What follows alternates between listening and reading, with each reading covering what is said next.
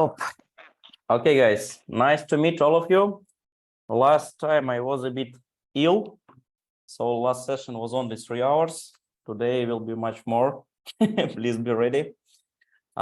Today we're going to talk about one of the essential steps in every data science project is exploratory data analysis. So every time you start your project in data science, you don't go straight to machine learning, neural networks, or something like this. First of all, you should explore your data. You should check, is your data is complete? Is it consistent? And actually, is it good enough for your purposes? Is it possible to get some valuable insights before you start modeling? Is it possible to bring some value to your business without actually training some neural networks? So every single time, you don't go straight to machine learning. First of all, you check your data. Let me share my screen. Today, we will have an absolutely practical session. I won't give any presentation, any speech, long speech like I did last time. Today, we'll go straight to the practice. Please let me know you see my screen well. Is it okay? Anybody, guys? Don't be shy. Yes. Okay. Thank you. Okay. So today we will do project absolutely from scratch. I want to show you that every project in data science, every time you do some project, you will do some mistakes. Even I'm working already several years as a data scientist. I am still making a lot of mistakes. And actually, it is absolutely normal that you're making mistakes. The more mistakes you make, the better you will be through the time. So like Michael Jordan told that I missed 10,000 shots, but after all, I became a greatest player in the world. Okay, let's create new folder. First step, we create new folder and we will call it project number 2. How it's called? Project number 2. Okay, it's absolutely blank. I don't do anything here. Let me close it. And let's open this folder. And for these purposes, we will use Visual Studio Code. Last time I told you that Visual Studio Code is one of the best tools for actually doing any programming. Why it is so? Because Visual Studio Code supporting almost every programming language. You do programming in Python, you do programming in C++, in Java, whatever. Every language you can imagine, you can do it in Visual Studio Code. So, and also it is absolutely free. So I do almost all my projects in Visual Studio Code. So let's close my working project. We open Visual Studio Code. You see it absolutely blank. And I can just drag and drop this folder inside Visual Studio Code. I press yes, okay. And now I'm doing it full screen. We have absolutely blank project. And for purposes of our lesson, we will create our file. Our file will be called EDA. EDA.ipynb. ipynb. It's mean we created Jupyter notebook in Visual Studio Code. EDA, one more time, it means exploratory data analysis. Maybe I made a little mistakes in English, but I hope you got the idea. It's called EDA. And analysis. Yeah, I think this is not a correct spelling, but okay. I think you got the idea. English is not my native language after all. So exploratory data analysis is essential step. And I guess almost every time you will go to the interview as an intern or junior data scientist, you will be asked, have you ever did exploratory data analysis? And you should explain in details that I did this, and this steps, like stages of exploratory data analysis. So this notebook will be dedicated to exploratory data analysis. When we created our project in Visual Studio Code, we must select a kernel. Kernel is a language in which we will program our project. You may imagine kernel is a kind of backend for our project. So you see that kernel in my case is Python environments, but in other cases, it might be C++, it might be Java, it might be Julia, whatever programming language you can imagine. In this case, kernel is Python. Oh, sorry. I select in the kernel, I select Python environment. You see, I have two different Python environments installed on my laptop. This is Python 3.11 and this is Python 3.9. It is not kind of essential to choose any of this version. We can do project in 3.9 and 3.11, but 3.11 is faster, it's better because it's a newer version of Python. So we will do this project on 3.11. You can even see that Visual Studio Code recommend me to do my project in this Python 3.11. Okay, let's choose this Python 3.11. You see that right now in the right part of my screen, instead of message of selecting a kernel, I have a Python 3.11. So now I can use Python inside this Jupyter notebook to actually execute some code. Okay, and first stage of every data science project is importing packages. Importing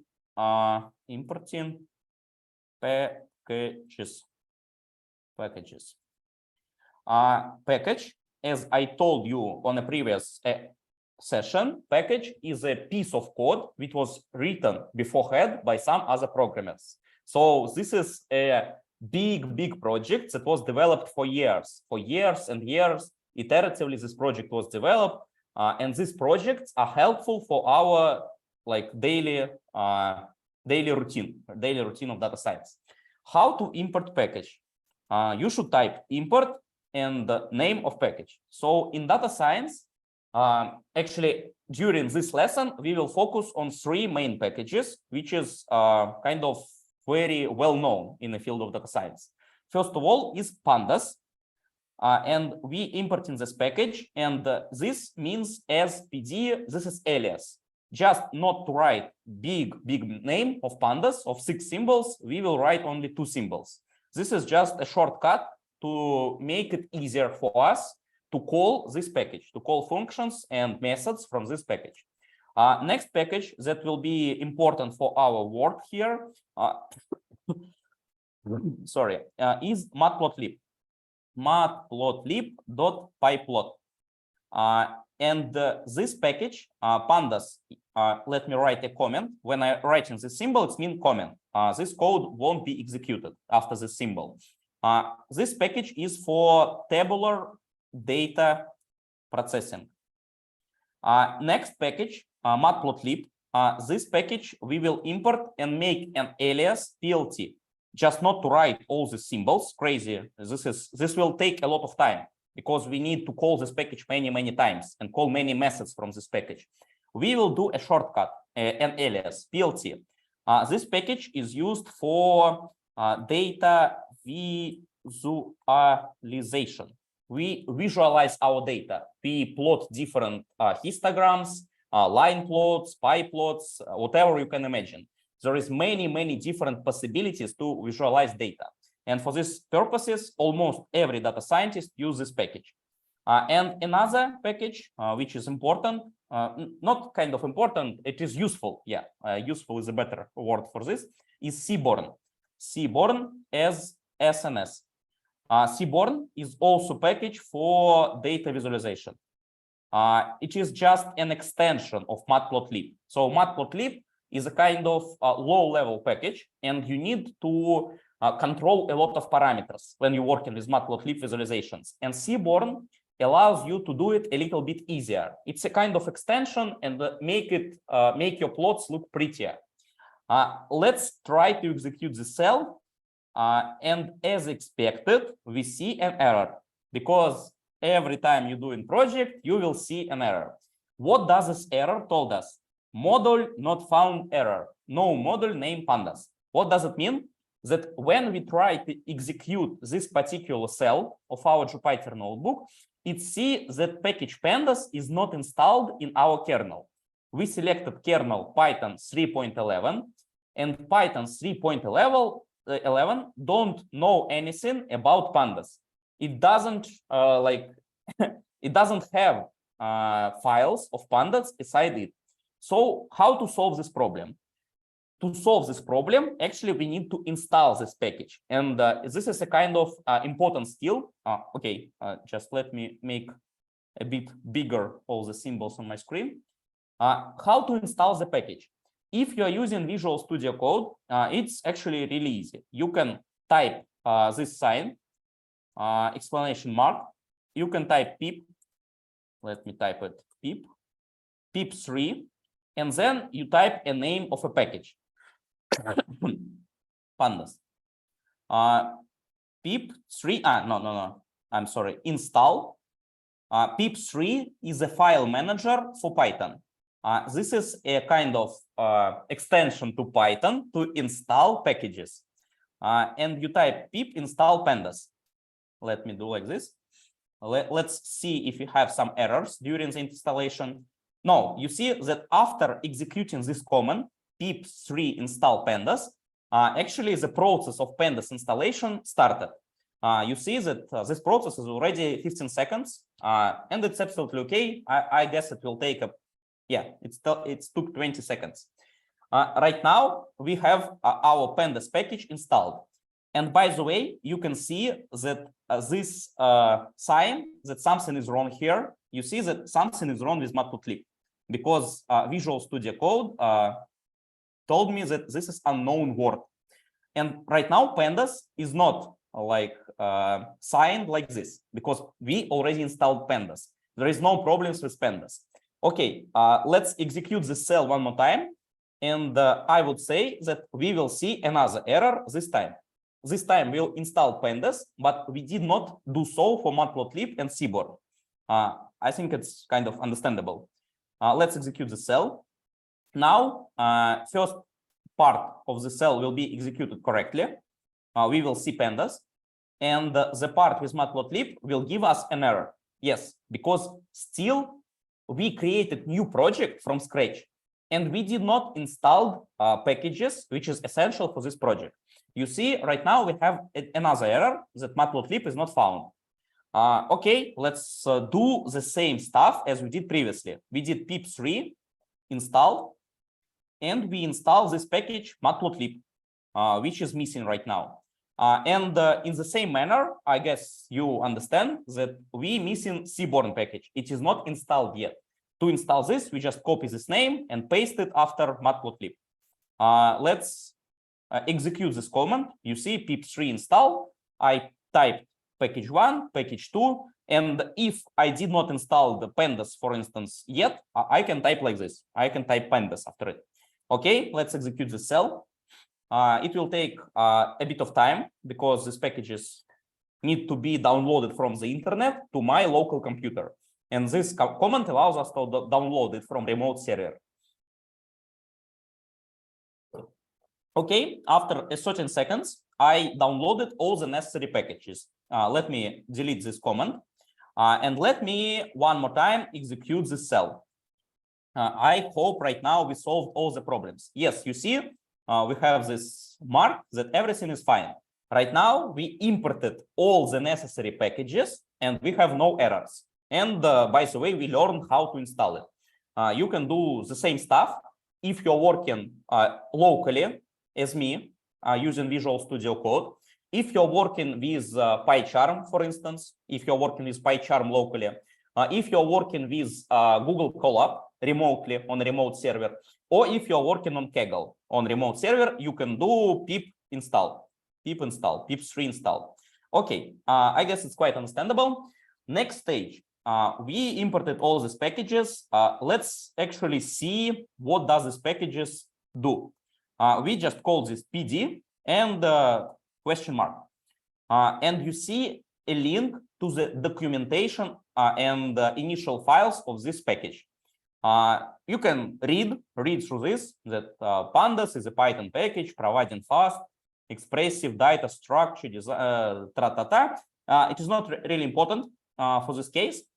You just need to know that sometimes if you imported some package and you have no idea what does it actually do, you can do like this. You can do it with Seaborn. You see, I type Seaborn, question mark, and I see that authors of this package did not provide any good documentation. Actually, this is a bad practice. I don't like this. For instance, PLT. Yeah, for PLT, we have some documentation.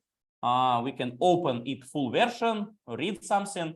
And actually, what is good about this documentation is that we have an example of simple code which allows us to build something.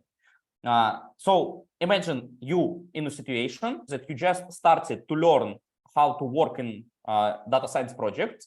You imported some package, Matplotlib, and you absolutely have no idea what does it do.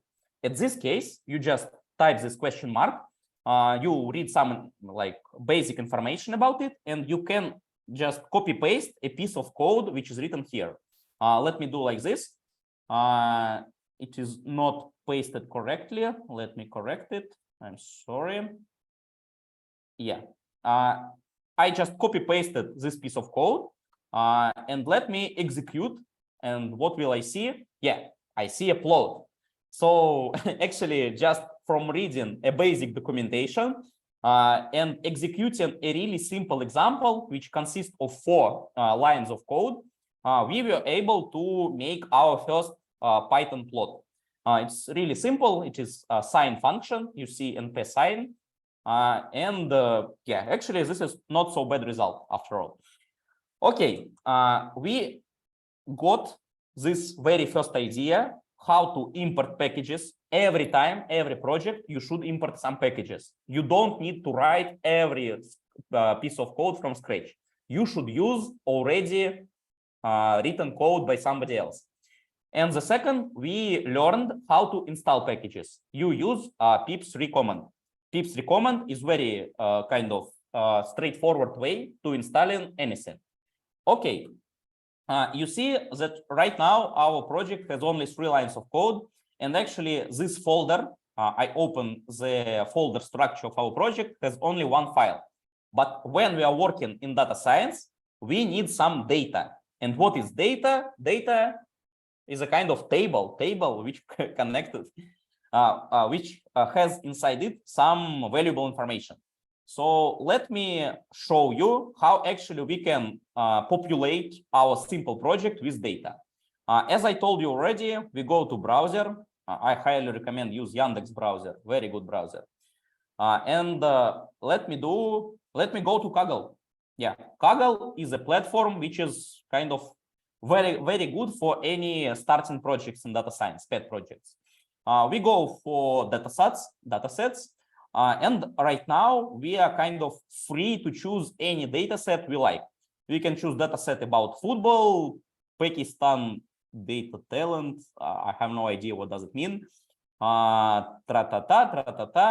Netflix original films. But today I would suggest you to work with me with this data science salaries 2023. Let me share a link to this data set and you can explore it by yourself. How to do it? Yeah, like this. Yeah, you can open it right now. And today we will spend the whole 2 hours of our session exploring and digging inside this data. This data science salaries in 2023. And here you can see a brief description provided by the author of this data set, that we have 11 columns: work year, experience level, company location, company science. And if you wish, you can spend some time like actually understanding what each of this column mean in reality. But for purposes of our course, we just need this simple download button. I just press this download button. I downloaded this data set. Let me see where it is located. I am opening my downloads folder, archive, and I put this archive using drag and drop inside my folder. Okay, let's unzip this archive, and we have this data science salaries CSV.csv. This type of CSV files is really common, and I would say that in 70% of data science project, you will be interacting with CSV files. What does it mean? CSV, this abbreviation means comma separated values. Comma separated values. Please remember this because sometimes you may see not CSV but TSV, TSV. This means tab separated data. Let's go inside this file. Let's open it. It looks like this. It's just a plain data, and as from the file extension, you may understand that values inside these files is separated by comma. You see that we have value 2023. This is a year, and it is separated from the value of next column by comma.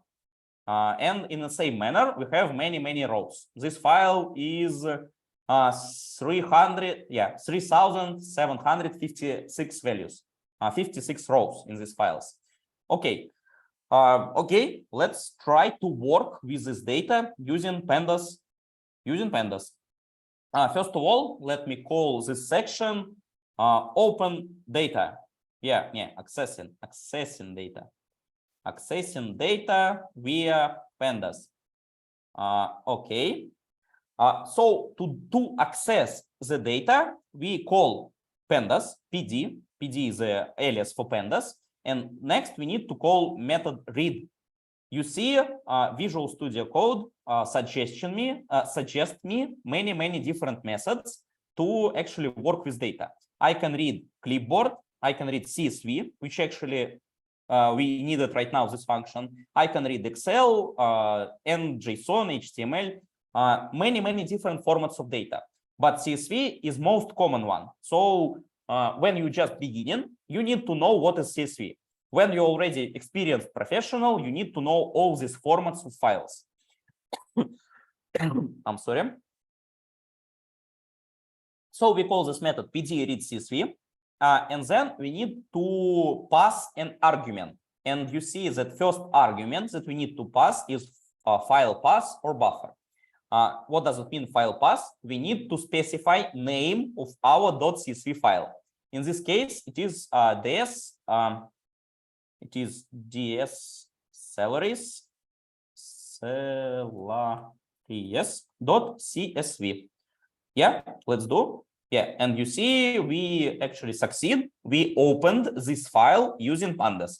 So right now, Python using Pandas package get all the information from this data set inside the memory of our computer. And to work with this data set, we need to create a variable which will store all this table inside it. We will call this variable df. This df is abbreviation for data frame. It is data frame. Or alternatively, you can call it table.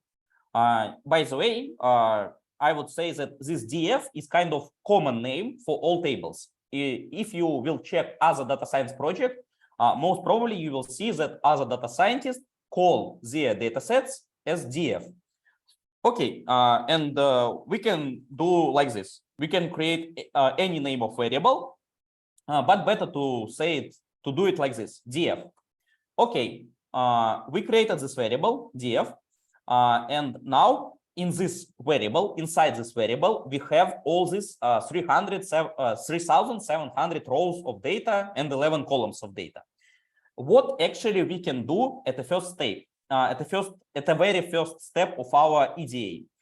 First of all, inspecting data. How to do it? For these purposes, Pandas provides us with many different ways. First method, which is kind of useful, is head. And head taken as an argument only one number. And this number represents how many rows from the start of data set we want to print out. Let's call it with argument 5.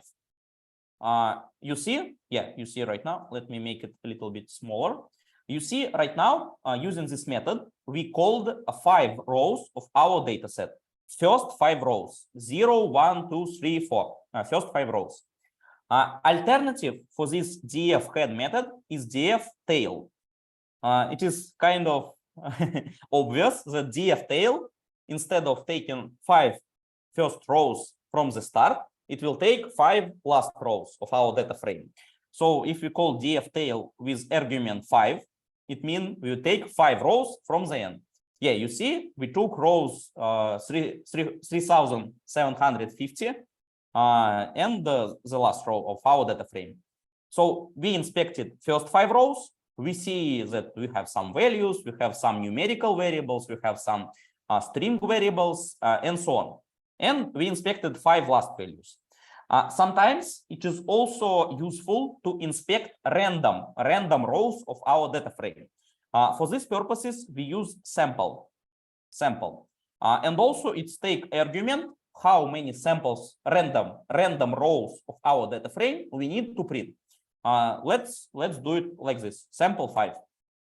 Yeah, you see, and right now index of these rows is absolutely random. It just took this is random rows of our data frame.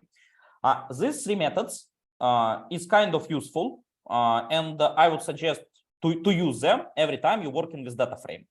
What also important that these methods allows you to save memory, because when you using this df head 5, instead of materializing all the data frame, all the 3,000 rows, you materialize only 5, and you saving some resources of your computer.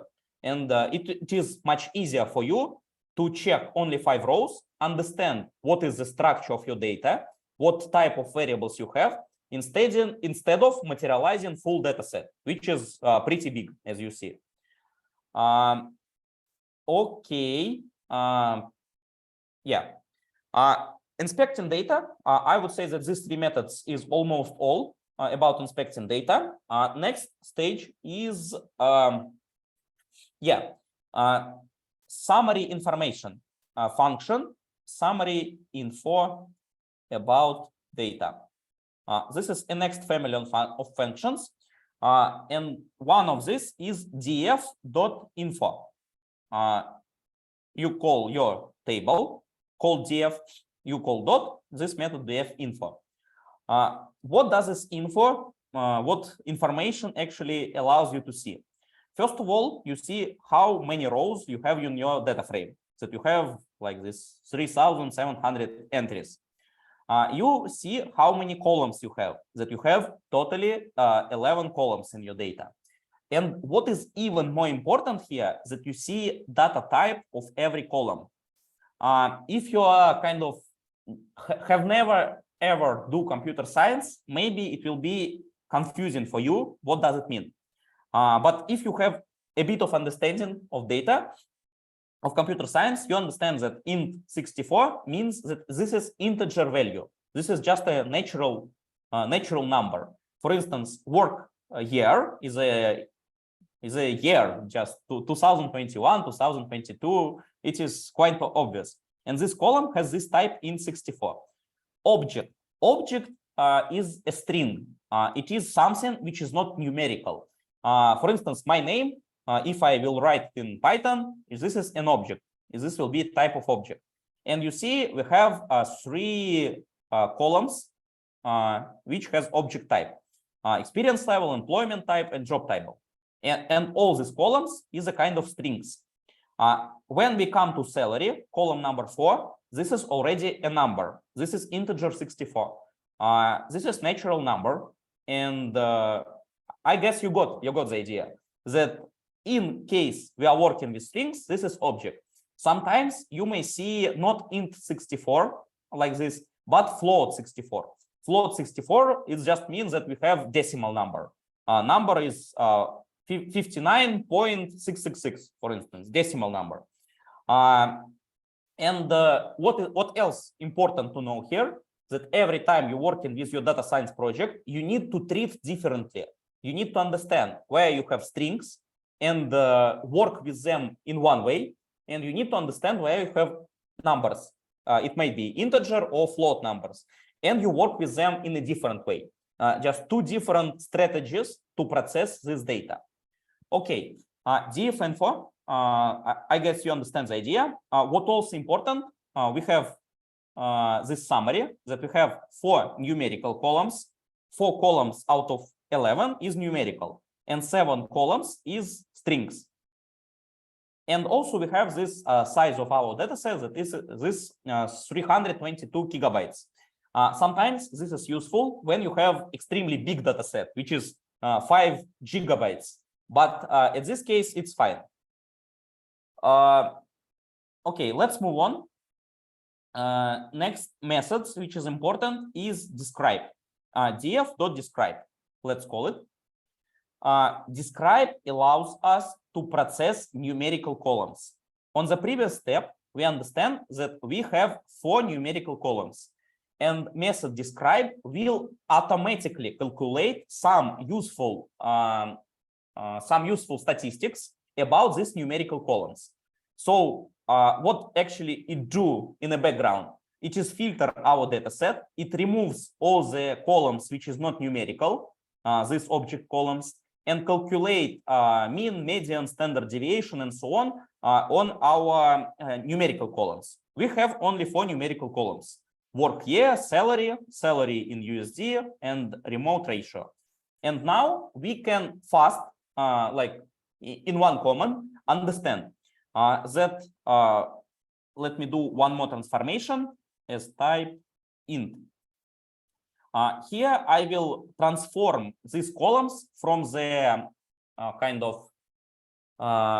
from the decimal format to integer format, and it will be easier for us to look actually in these values. Let me do it. Shift enter. Yeah, you see. Right now I transform all the values to integer format, and it's easier to understand what's going on. For instance, we can estimate mean salary. Mean salary is yeah, it's pretty high. It's like $190,000. We can estimate minimum salary. Minimum salary is $6,000. We can estimate different percentiles: 25 percentiles, 50, 75 percentiles, and we can see maximum salary. Maximum salary is yeah, it's actually really high. 30 millions of dollars. Wow, it's crazy. No, it's not dollars. It is salary in some local currency. In dollars, it is yeah, $450,000. We can see kind of remote ratio and so on. You got the idea that we took numerical columns, and using method describe, we calculate some statistics really fast. Okay. What else? Actually, these 2 functions is quite enough to do summary about your data. Let's move on. And the next important stage is how to access columns. How to access columns. Okay. Sorry.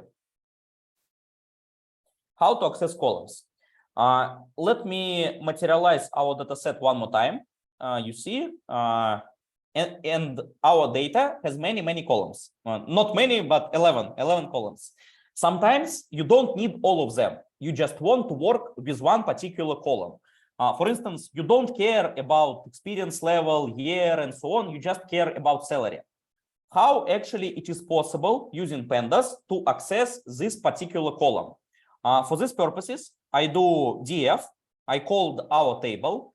I call these square brackets, and in square brackets, I should write the name of a column.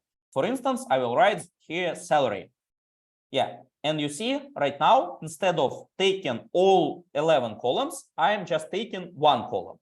If I change this salary to another salary currency, I believe you understand what will happen. I will see another column, and now I can work only with this column. I can calculate something about only this particular column. I can delete it. I can maybe sort it, and so on. I hope you got the idea.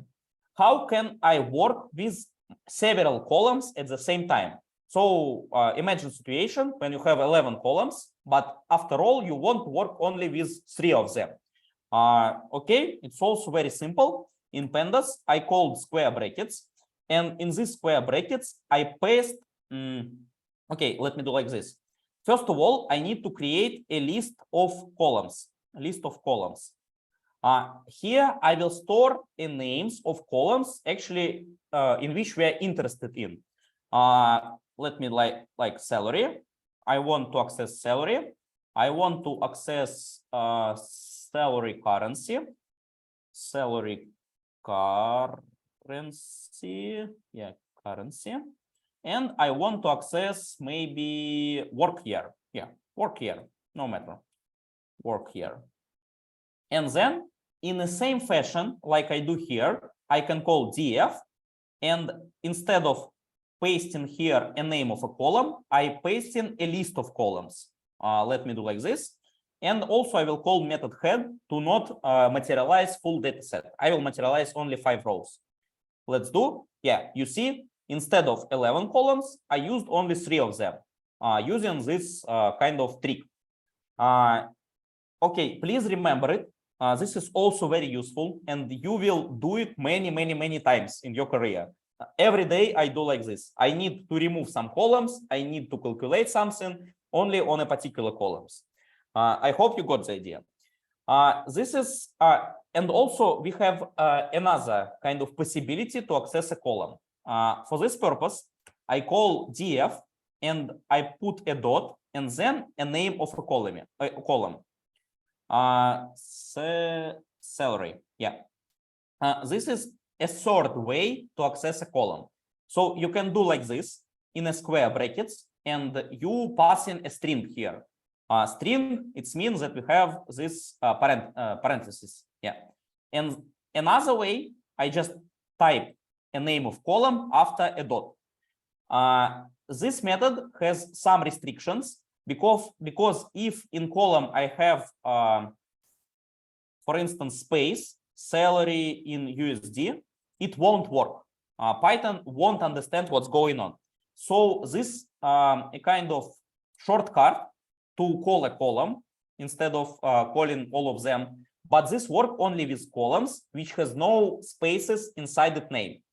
Please remember it. Sometimes it's useful. Sometimes it allows you to write less symbols. So instead of writing the square brackets, this how it's called, I don't know, this small symbol, instead of writing it, you just type dot and the name of a column which you are actually interested in.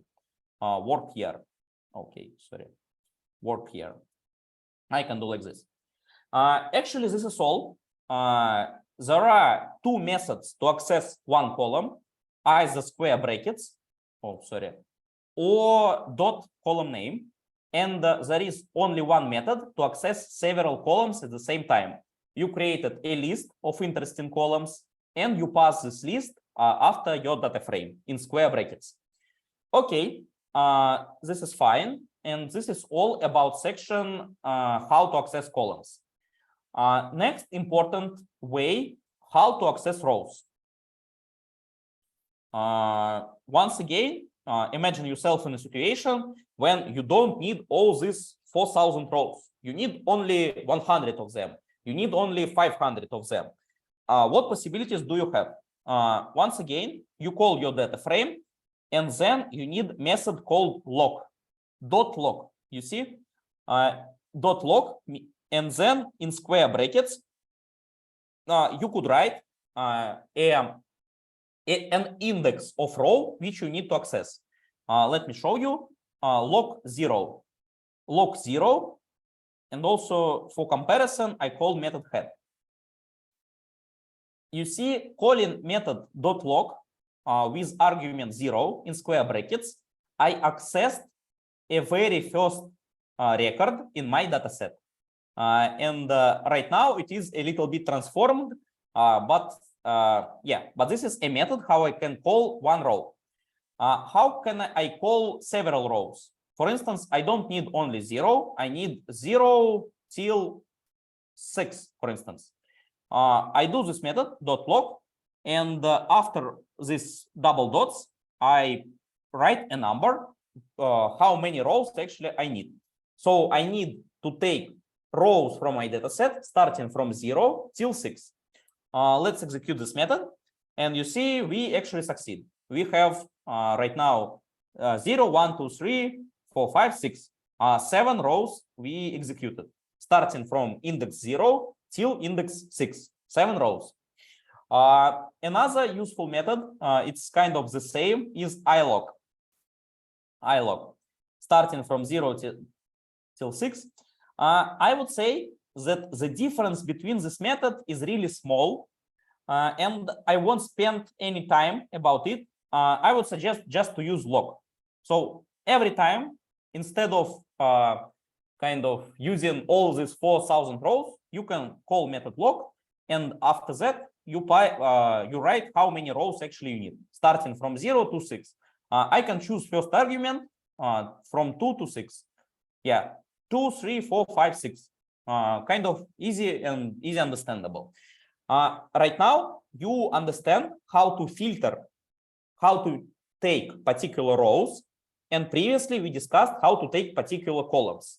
Also, you can actually easily combine all these two methods. Let me demonstrate you how to access rows and calls and columns. Quite easy. You call your data frame. You call some column, for instance, salary. Yeah. And you call from 2 to 4. Yeah. You see? So I quite easily filtered. I took one column, only one column, and I took only second and third rows, starting from 2 to 4 exclusively. Maybe, yeah. You can use log, method log. As I showed you previously, you just combine these two methods. First method allows you to access one column, and second method allows you to access particular rows. Just a combination of this method. You can do it in a shorter way. You call df.salary, salary. What the fuck? Oh, sorry. Salary, and you call method log 1 till 6, for instance. Okay, once again, we succeed. So we combined a shortcut for calling a column, and we combine a methods for calling a row. Quite easily, I would say that you can do in an opposite way. You can call 5 rows, and then you can call one column, for instance. Once again, salary, we call it. Yeah. So instead of like taking all this data frame, we squeeze it and take only a little piece of our interest. What else I should show you? Yeah. Let me demonstrate how you can take several columns. Several columns, you specify which columns you need to pick. Calls to pick. Let's see. Let's take work year, experience, and employment type. These columns we're interested in, for instance. First of all, you need to make them strings. To make them strings, you need this quotation marks. Yeah. You create a list. This is a list. List of columns. List of columns of interest. Then you call your data frame of this list, and then you choosing some rows from 100 to 200. Yeah, let's call it. Yeah, you see that right now, instead of using 4,000 rows and 11 columns, we call 3 columns and 100 rows.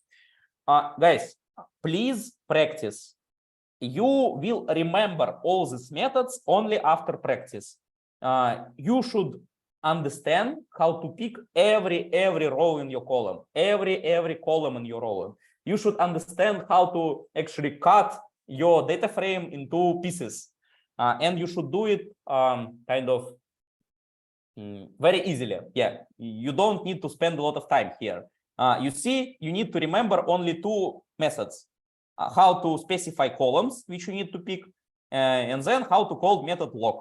Log or ilog. It is not a big difference. Either log or ilog. Okay, that's all. This was a stage about navigation in your table. How actually you can navigate, how you can filter your data using particular columns and particular rows. Please practice. Yeah, it's important. Okay, do you have any questions on this stage? because next stage will be like a bit more complicated, and you will need all the understanding of previous part. If you have any questions, please ask. I will give you 1 minute. I will drink a tea. Hope everything is fine. German, do you have any questions?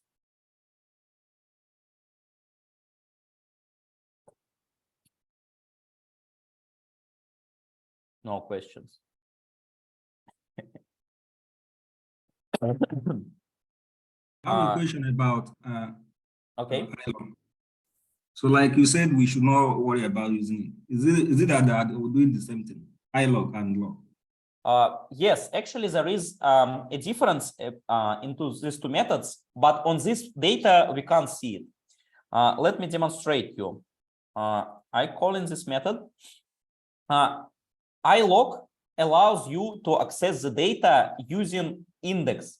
You see, in this case, our index is the same as a row number. So we have row number 0 and we have index 0.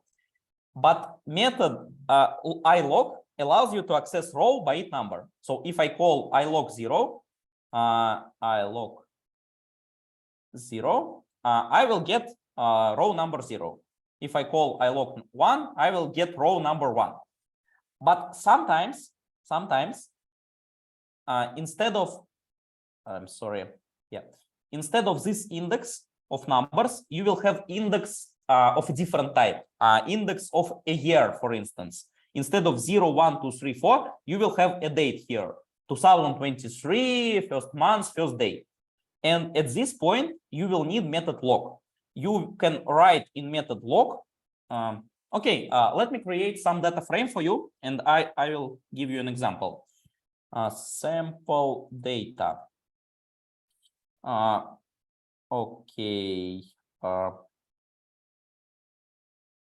Index is ABC.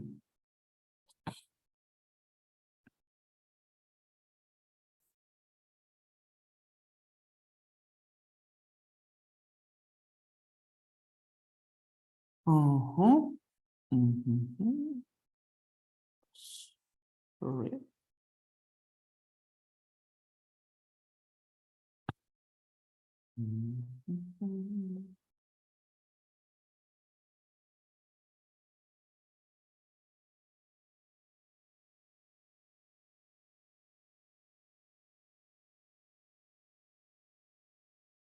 Set index.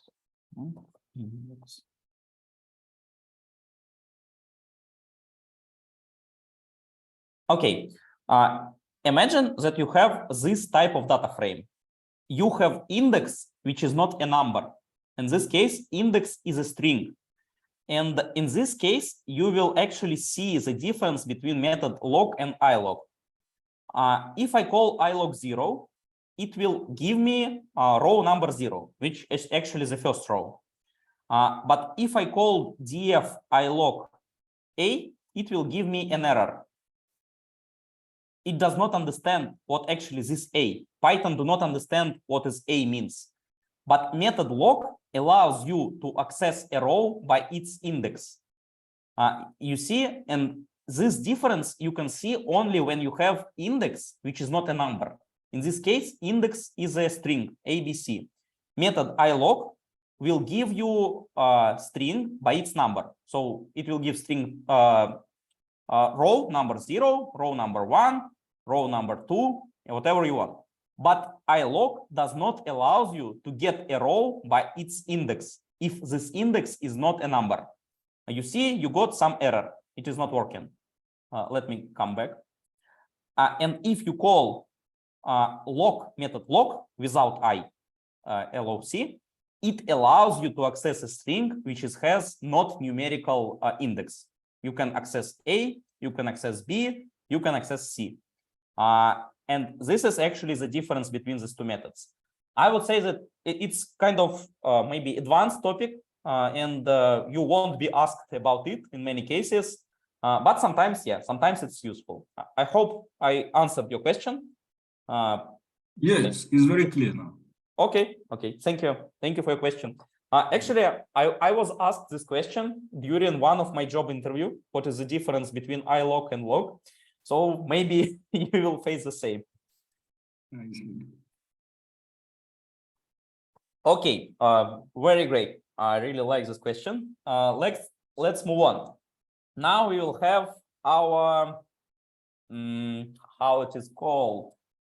Yeah, we need to speak about one more topic. How to filter data in Pandas.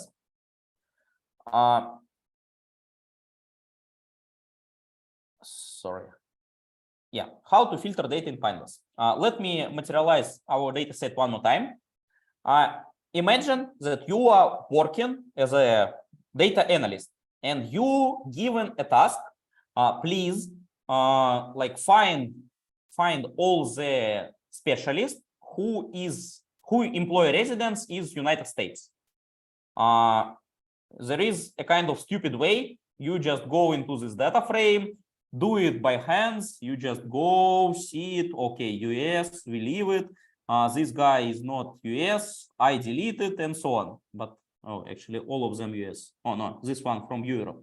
I delete this row and so on. This is a kind of stupid way. And if you have data frame of 3,000, maybe you will succeed after spending whole day. If you have a data frame of 100,000, there is no way you will succeed. So at this point, we need to understand how to filter data using Pandas. How to do it? First of all, we need to create a condition. Condition is a kind of simple logical expression. Logical expression is expression which returns a logical value. Is it true or false? Let me demonstrate you. First of all, we call one column. As I told you previously, employer residence. Okay. Just for make it clear, let me write down the task. Find all the employees. Okay, maybe it's not correct spelling. Find all the employees from United States. You have this task. Your manager just told you that we need all employees from United States. How to do it? First of all, you call this column. I told you how to do it. You just do like this, for instance. Then you should write equal United States. This means you asking Pandas, is this particular value equal to United States? Pandas will go through all this value. It will check. Is value 0 equal to United States? No, it's false. Is value 1 equal to United States? Yes, it is true. Is value 2 equal? Yes, true. Is value 3 equal? No, it is false. And that Pandas will go through all 3,700 rows. And for each of these rows, it will make a decision. Is it true or false? This is logical expression. Let me demonstrate how it is work. Right now, I called a column and I ask, does value in this column equal to United States? Let me execute this. You see, right now we have logical expression. Let me print out the column in the same way. Pandas checked each value in this column and decided, is this value equal to United States? And for value 0, it is false, because first value is ES. First value is true, United States. Second, United States. Third, CA, it is false. Yeah, you see, on position 3, we have false. This is, in a kind of language of data science, it is called logical mask. Logical mask. And you need to understand how to write it. Let me demonstrate you some other examples. For instance, salary currency. Let me call this salary currency column. Let's see. We have Euro, USD, and something else. And right now, we want to understand each of values in this column equal to Euro. We do like this, equal, Euro. Okay, and we received a logical expressions that first value is equal to Euro. And this is actually true. As you remember, first value was euro. Second, USD, not true, not true, not true, and so on. This is called logical mask. Logical mask. Okay. Right now, we understand, I hope we understand how to create logical masks. Let's solve this exercise. Find all the employees from United States. First of all, we created,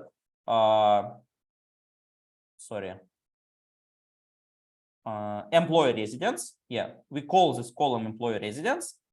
We call this equal mark and USA, paste USA. We receive this logical mask.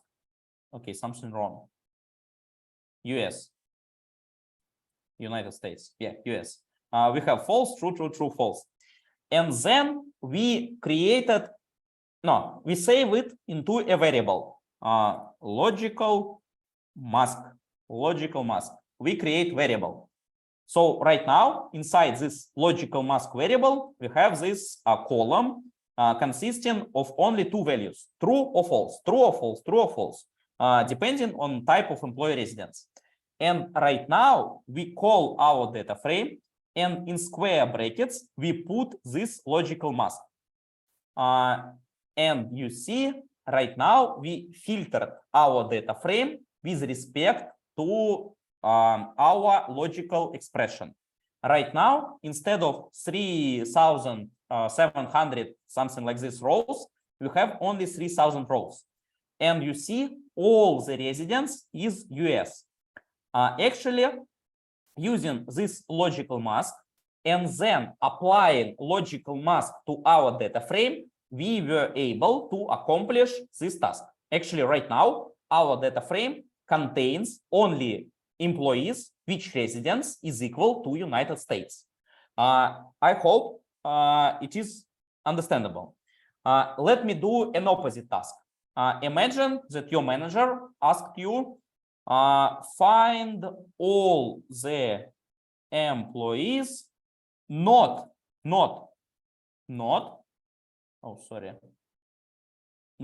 from United States. This is a kind of opposite task. First of all, we try to find all the people from United States. Let's right now do the opposite. First of all, we need to create logical mask. Logical mask, how to call it? Not US. Not US. This is a name of variable. You can choose whatever you want. Logical mask, not United States. For these purposes, you write data frame, employee residence, employee residence. And right now, instead of equal, you type not equal United States.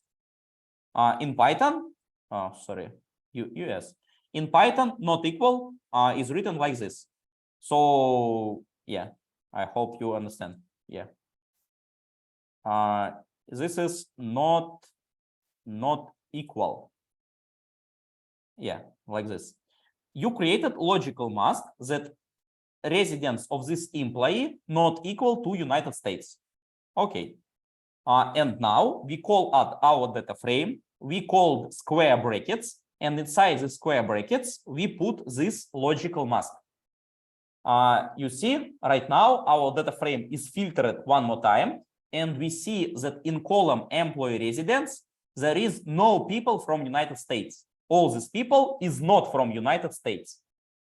So instead of equal, we used sign not equal. In Python, this is exclamation mark equal. And you see that right now in our data is 751 row. In previous case, we have 3,000, all the people from the United States. Then we filtered all the people not from United States. And in sum, this 3,000 plus this value is the total data frame. Okay. I hope this is fine. Let us do one more exercise. Imagine that your manager asked you find all the workers. Our data frame is about workers whose salary is higher than 100,000. Find all workers whose salary higher than 100K. I don't know how to write it correctly. I hope you sorry me for that. Okay, find all the workers whose salary higher than 100,000. What to do? We take this salary column. No, salary in USD. Yeah, let's do it with salary in USD. df salary in USD. We have this column, and right now we asking, is the salary is higher than 100,000? We just write 100,000. In Python, you can write it like this, or you can write it like this just to make it easier for you to read, and it won't be an error. You can just split 1,000 in your big numbers. You asking Pandas, please check every row. Please check first row. Is this value is higher than 100,000? The answer will be false. It is not higher.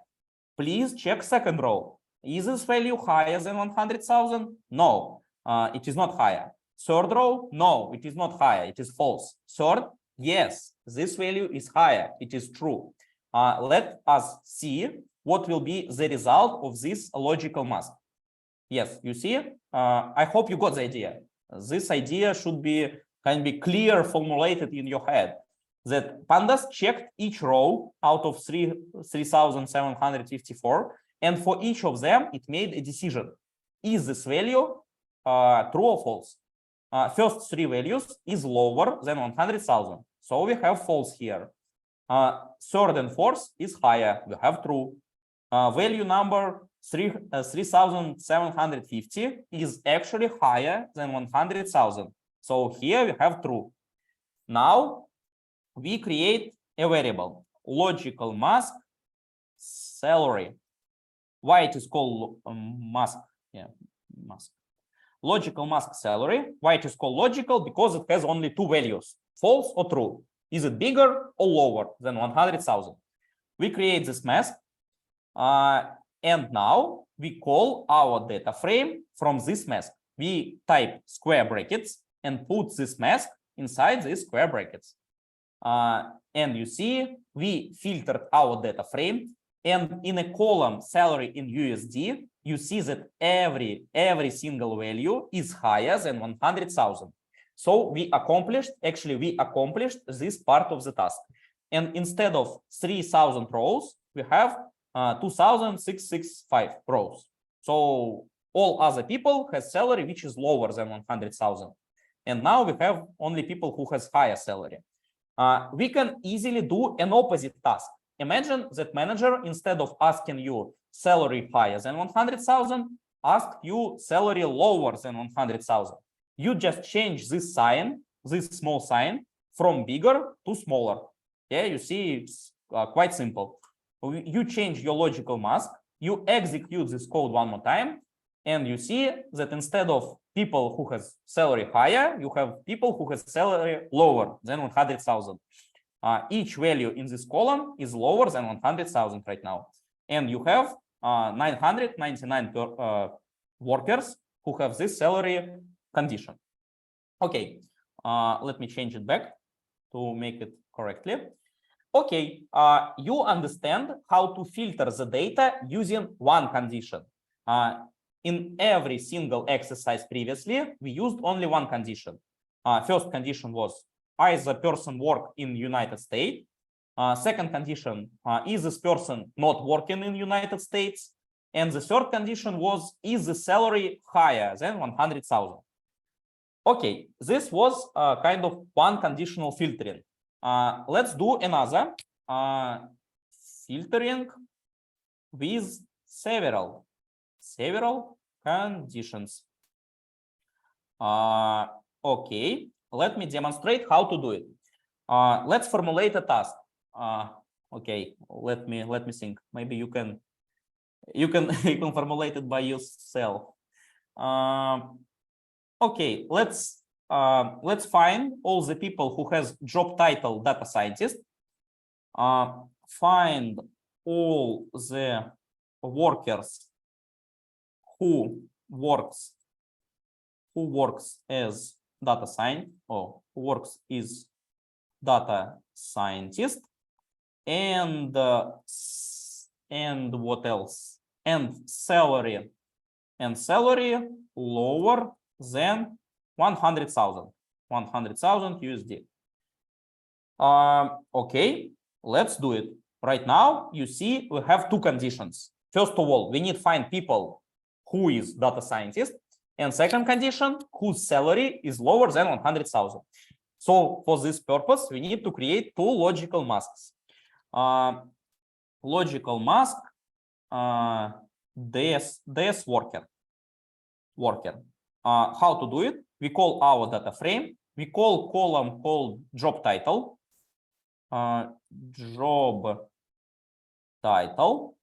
And we ask, is this column equal to data scientist? Let me copy it to not make any typos. Yeah, is this column equal to data scientist? Okay, sorry, something wrong. And the second mask, which we need to create, let me call it logical mask, low salary. Low salary.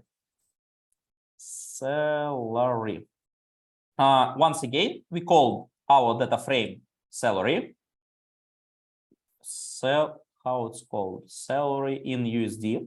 Salary in USD. And we ask, is this column lower than 100,000? Yeah, quite understandable. We have these two conditions. Sorry. Yeah, something wrong. Yeah, I forgot one small sign here. Yeah, we created two logical conditions. Each of them return us a value, true or false. Let me demonstrate you. Logical condition head, and yeah, false, true for first 5 values, and the second logical condition, yeah, true, false. And now let's use both of these conditions on our data frame. You can do it in the same manner. We call our data frame, we call square brackets, you see square brackets, and inside the square brackets, I will copy both these masks, and mask low salary, two logical masks. And if I want to do it to check if the person is data scientist and his salary is lower than 100,000, between these two conditions, between these two logical masks, I need to put this sign, this one. It's called and. So logically, is first condition is true, and this is mean and second condition is also true. Now let's call our results. Yeah, you see that now instead of using only one condition, we use two of them. We implemented this kind of complex filter which filtered with respect to two parameters, and we have only 195 rows. Let's check it by our own eyes. Yeah, first of all, salary should be lower than 100,000. Yes, as I see, it is correct. Each value in this salary column is lower than 100,000. And the second condition, the job title should be data scientist. Yeah, you see that every single row in this column equal to data scientist. Yes, this condition is worked. Okay, let's do another condition. Imagine that your manager asking you, find all the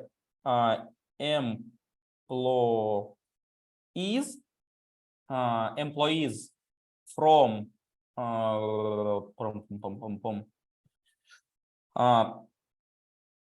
don't know, from United States, yeah, from United States, or you see the difference, from United States, or who get salary in euros, in euro. You see, we have two conditions here. employee, so this employee residence should be equal to United States, and second condition, or this employee can receive salary in euro. So we expect that this row is correct because this guy getting salary in euro, and this row will be also correct because this guy is from United States. This is not and condition, but or condition. Either first is true or second is true. Okay, let's implement it. Mask, logical mask. You can call it like you want, but I call it logical mask. Logical mask,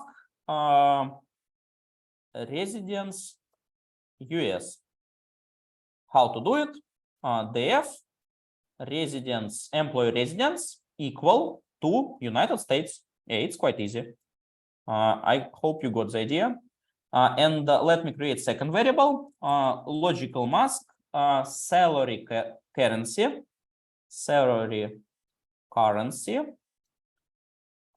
For this purpose, we need to access column salary. Okay, let me copy it. Salary currency equal to euro.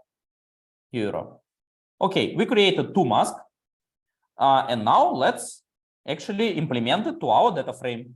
We call first mask, logical mask, where we check in is residence is United States, and we call second mask. And between these two masks, we need to put a sign or. And for these purposes, we use these two guys. Okay, something is wrong here. I don't know.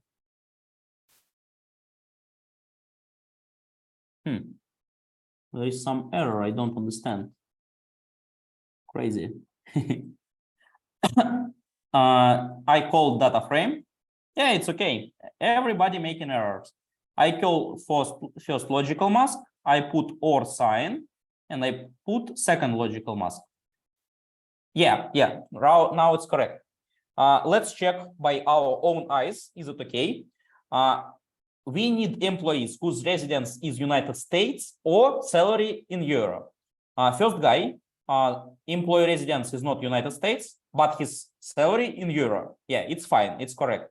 Second guy, residence US, but salary not in euro. Okay, it's correct. Yeah, I think it's correct. You see the only difference here as we put this mark. This mean or. Let me show you. This one equal to or. This just, I don't know how to call it, just a stick, vertical stick in a Pandas language, it is or. And here we have this sign. This sign is equal to and. That means both logical equations should be correct. Okay. And in the same manner, we can do many more. For instance, we can add condition which we write previously, that we will use low salary. So we will do that guy living in United States or getting salary in euro, and his salary is lower than 100,000. You see that I am combining all these logical masks all together, and the only thing I need to specify is logical operation between them. Either it is or condition or it is and condition. You see, now I constructed a filter which applies three different filtering logics. Let's do it. Yeah, it works correctly. Okay, I hope you got the idea. Filtering is also really important. You will filter your data every single day. Every single day you will face a task where you need to understand how to filter your data. So please practice. Please, like, you can imagine by yourself, like you can create exercises for yourself and practice. But I believe I will create a special homework about using these filtering operations in Pandas. But only after you complete first homework. That's all about filtering. If you have any questions, please ask. And the next stage will be about actually data visualization. We will try to visualize our data to make some plots. And now let's have a small pause. I suggest 5 minutes and we will continue. If you have questions, please ask. I would be glad to clarify some problems. I hope you understand how to filter your data, how to actually create these logical masks.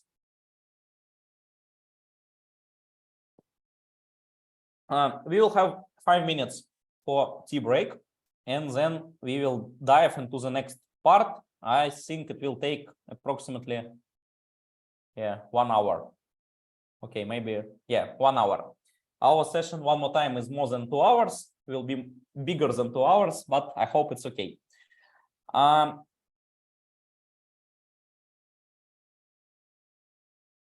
Okay, if no more question, I will make another cup of tea and we will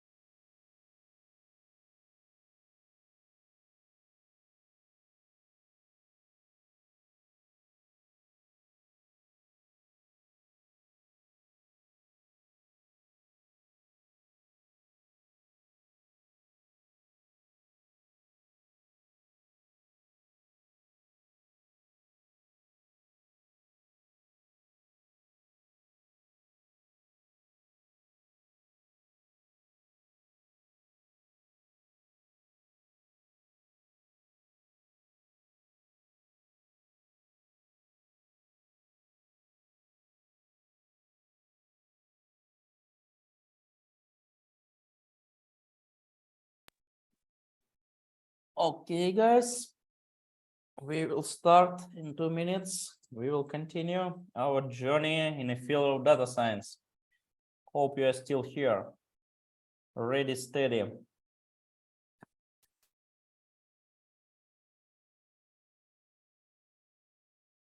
Yeah, after session, I will share all the materials. You can find them on GitHub. I share a GitHub link to our Slack community. So if you're still not in Slack, please join. And also please check GitHub. We already has our first homework. First homework it is not kind of complicated. It is 4 very simple tasks and 1 task kind of medium complexity. So I would be really glad if you accomplish at least 4. Yeah, if you accomplish 5, you're a superstar. I am really proud of you. And in this homework, you just need to use basic Python. You need to understand data types. You need to understand for loops and logical conditions, if-else statement. So please check it out. It is really important to practice. Actually, I cannot punish you if you don't do your homework. I cannot kind of say that you are not my students anymore. But yeah, it's really good for you, for yourself, for your practice to do this homework. If you submit your homework, I will definitely check it. I will give you feedback. Yeah, please use this opportunity.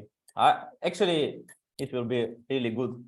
I would be really glad if you do it. It will be heartwarming for me. Okay, guys. That's all about basic Pandas functionality. And now we are moving to another more advanced topic. Visual EDA. Yeah. Visual EDA. Now I will talk about data visualization. How actually you can get valuable insights, how you can build some plots, how you can use these packages to get something valuable from your data.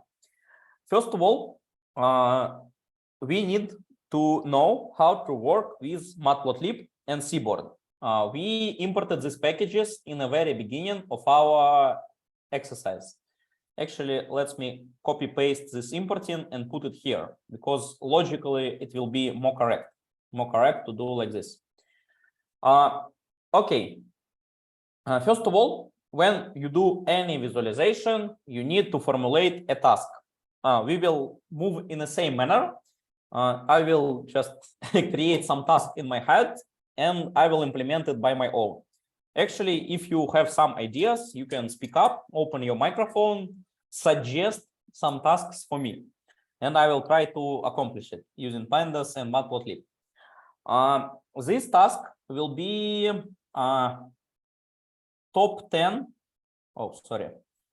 Your manager come to you and ask you, please plot for me top 10 job titles in 2022. Yeah, the task plot top 10 job titles in 2022. Okay, let's see how we can do it using already known for us method in Pandas. Let me check our data frame one more time to see how it looks like. First of all, we need to filter our data and to take only 2022, year equal to 2022. It is pretty simple. We use the same operation which we do previously. Work year equal to 2022. You see that right now I don't create a separate variable for this logical mask. I just use it straightforward right here. It is also possible. Sometimes you do like this, sometimes you do like this. I would say that you create a separate logical mask as a variable when you have a complex query, when you need to filter your data with respect to many different parameters. You have 3 filters, 4 filters, 5 filters. In this case, you create variables. If you need to filter your data with respect to 1 or 2 parameters, This query is not complicated, and you can do it right now in place, like I'm doing here. I created square brackets, and inside the square brackets, I have this query to filter only 2022. Let's execute it. Yeah, we see we succeed. We have only rows which represent 2022, year 2022. Next, job titles, top 10 job titles. To calculate how many job titles we have here, we can use, we have many options to do so. Let me demonstrate you first one. First one, n unique. Method n unique. What does it mean? It calculates number of unique values in a particular column. Let me execute it like this. You see that it calculates how many unique values you have in every column in your data frame. Since beforehand, we filtered our data set to have only 2022, we have only one unique value in a column work year. This year is 2022, only one unique value. Experience level, we have 4 unique values, employee tab 4 unique values, and so on and so forth. Using this simple row, we were able to calculate number of unique values in each of 11 of columns in our data frame. This is very useful. What else we can do? We can take this filtered data frame. Okay, let's actually save this data frame as a separate variable, not to do it many times. df 2022. You see, I created another variable and I called it 2020 df data frame 2022. It means that instead of using data frame which has several years of data, 2021, 22, 23, and so far, I filter it and put it in a separate variable which will contain only a subset of our initial data. Okay, and in this particular task, plot top 10 jobs title in 2022, we will use only a subset of our data.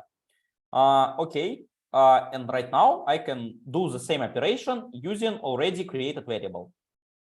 You see, result is the same. We calculated number of unique values. Let's do another type of job. Let's actually see what type of unique variables we have in a particular column. Let's, for instance, take this column experience level. Experience level unique. We call this method unique. Previous method was called n unique. You see, n. It is a kind of number of unique values. And now we call method without n, just unique. You see, we will have, we printed a list of unique values in this column.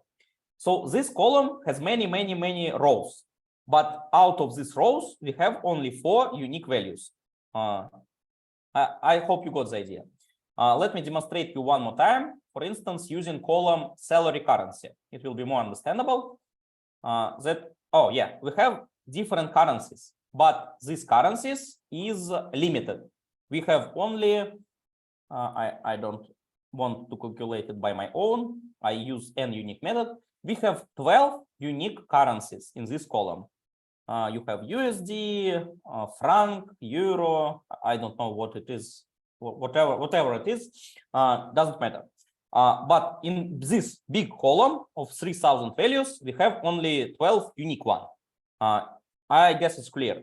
This is in a language of data science, this called categorical variable. This is a variable that has only a few unique values. For instance, a good example of categorical variables is sex. You can be male, female, and sometimes in Europe, you can be something else, other, for instance. So this is a kind of categorical variable. Another example of categorical variable, for instance, color. You buy a car and it might be blue, red, black, white, and this is a category. You have only a limited number of colors, limited number of unique values of this column. This is called categorical. And another big type of columns is numerical columns. And numerical columns has no kind of unique values. It is, let me give you an example. Maybe it will be clear. The type of numerical columns is salary, because salary can be like many different values. It cannot be limited. There is not kind of a number of unique values in this column. You see, we have 442 different salary values, but it may be much more values of salary. This is a numerical variable. So yeah, I guess it's clear that sex is categorical variable, color is categorical variable, currency is categorical variable. It is limited, but salary, maybe height in centimeters, maybe weight in kilograms. What else? Speed in kilometers per hour, and so far. This is numerical variables. Two big types of variables in the field of data science. Please know the difference. Maybe read some more kind of material about it if it is not clear. But right now, please remember it. Okay, let's come back to our task. Our task: plot top 10 job titles in 2022. To accomplish this task, we filtered the data. Now let's access the column job title. Actually, let's start to work with it. Accessing this column, let's see how it looks like. And you see that in column job title, it is kind of many different values. And these values are kind of, it is not like a 3 job titles or 4 job titles. Let's actually calculate how many different job titles we have in our data. We're using method nUnique. We have 67 different job titles. I would say that 67 different job titles is not possible to accomplish by our own eyes. It is too much. So for these purposes, in Pandas, there is a very useful method called value counts. You see, I type dot value counts, curly brackets, and right now, it is automatically aggregated my data and calculated how many workers of each job title represented in my data. Let's have a look at the result of this function, that it calculates that I have 488 data engineers in 2022. I have 405 data scientists in 2022. I hope you got the idea. And for instance, at the tail of our data frame, that people who has job title principal data scientist is only one person. And this method do it like this. Just a very simple piece of code allows you to do this summary statistics. Since our task is to plot only top 10 values, we can do one more extension to this method. Let me copy paste this row, and then I use one more method, n largest. First of all, I do aggregated function, which calculated number of each worker in each job title, and then I take only 10 largest with respect to the number of workers. Let me demonstrate it. You see, instead of having this kind of big data frame of 67 values, I took only 10 biggest job titles which has the biggest number of workers inside it. You see, data engineer, data scientist, data analyst is kind of understandable, and the last from out of 10 is machine learning engineer. Okay, now we do all the necessary aggregation and preparation for plotting. Let's save the result of our aggregation inside the variable. Let's call it top 10 jobs. Top 10 jobs, we save it like this. And also I will apply this function reset index. Let me demonstrate how it looks like. Top 10 jobs. Yeah, right now we created data frame, and for each position out of 10, we have number of workers in it. Now let's actually make plotting. For this purpose, we called Seaborn. Remember, this SNS is an alias, is a shortcut for Seaborn plotting library. How to do it? SNS Seaborn bar plot. Here, bar plot. I'm sorry. SNS bar plot. And inside this function, we need to put our prepare data frame. Then we need to put what we want to see on x-axis. On x-axis of our data frame, we want to see count. And on y-axis, we want to see job title. Job title. Okay. And the last plt.show. I expect that this command will plot us a bar plot of top 10 position in the profession. You see, right now we created our very first data visualization using actually the result of our aggregation. Which steps actually we accomplished in this task? First of all, let's go. Our task was plot top 10 job titles in 2022. First of all, we filtered our data. We filtered our data and leave only the data from 2022. Second, we do this aggregation using value counts and n largest. So value counts do simple aggregation and n largest take only top 10 position out of all of them. Then we put all the result of our aggregation inside variable top 10 jobs. And then we called this Seaborn bar plot. Bar plot, I guess it's kind of understandable what it is. Bar plot as an arguments took 3 variables. First variable is our aggregated data, top 10 jobs. Then value on x-axis, you see x-axis is count and y-axis is job title. Okay, I guess it's clear. What else we can do here? We can a little bit kind of prettify our plot. First of all, let's add title, plt.title. Quite easy. Top 10 jobs in 2022. Okay. What else? Let's add x label, plt.x label. Right now, you see x label is count. Count is not kind of very good x label. Let's label.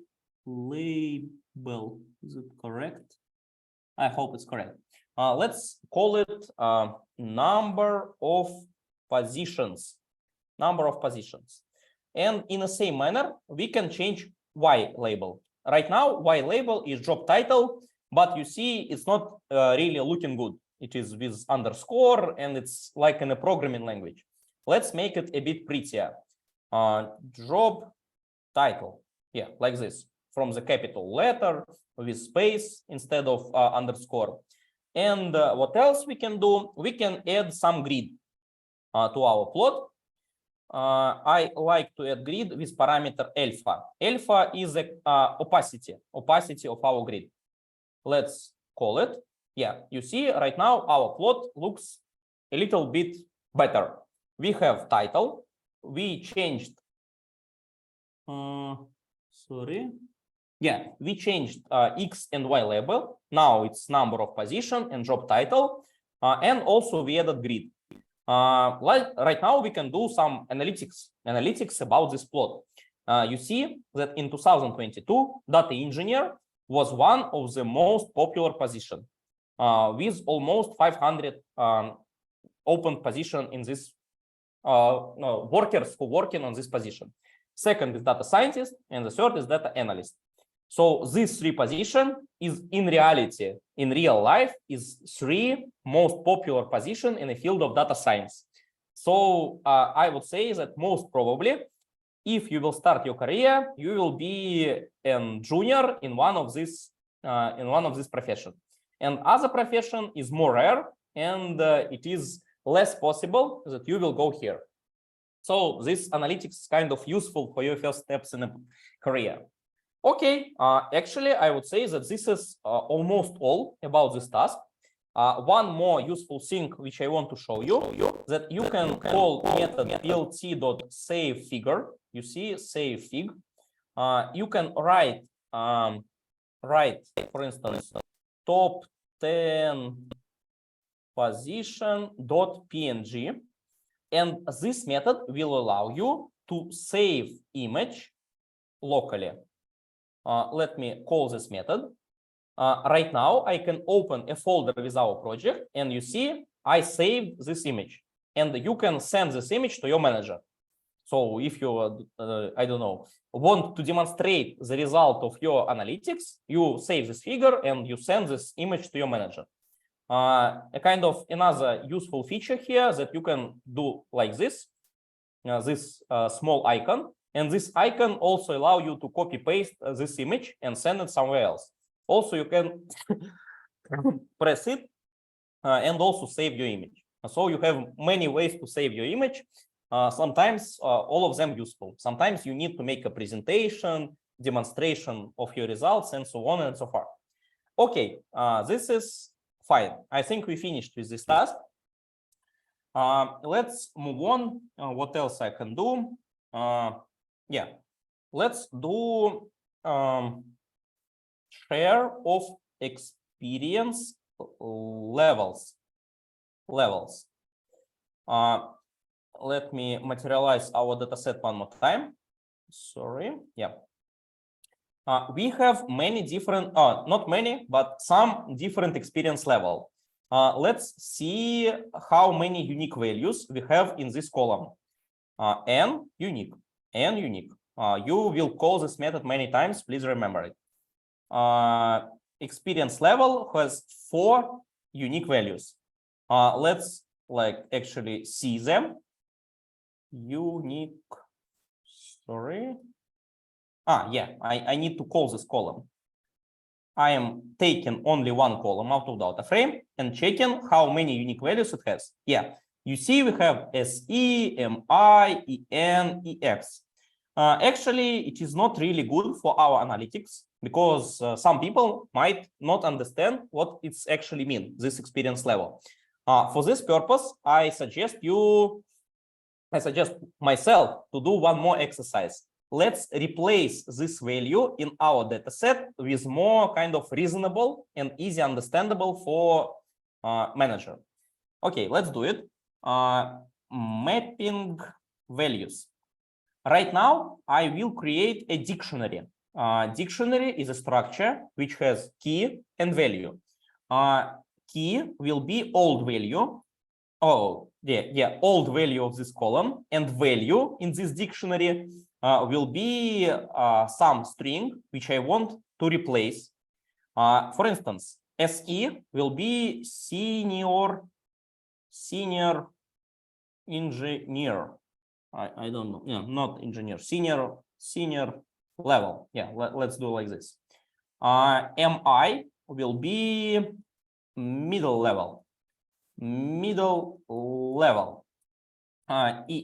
will be entry level. This is internship. And EX is executive level, but since I don't know how to write executive correctly in English, I will write director level. Okay, you see we created this mapping. Right now I want to apply this mapping on this particular column. How to do it? I take this column, one more time, I call this column, and in Pandas you have method replace. You see, replace. And inside this method, I put in this dictionary.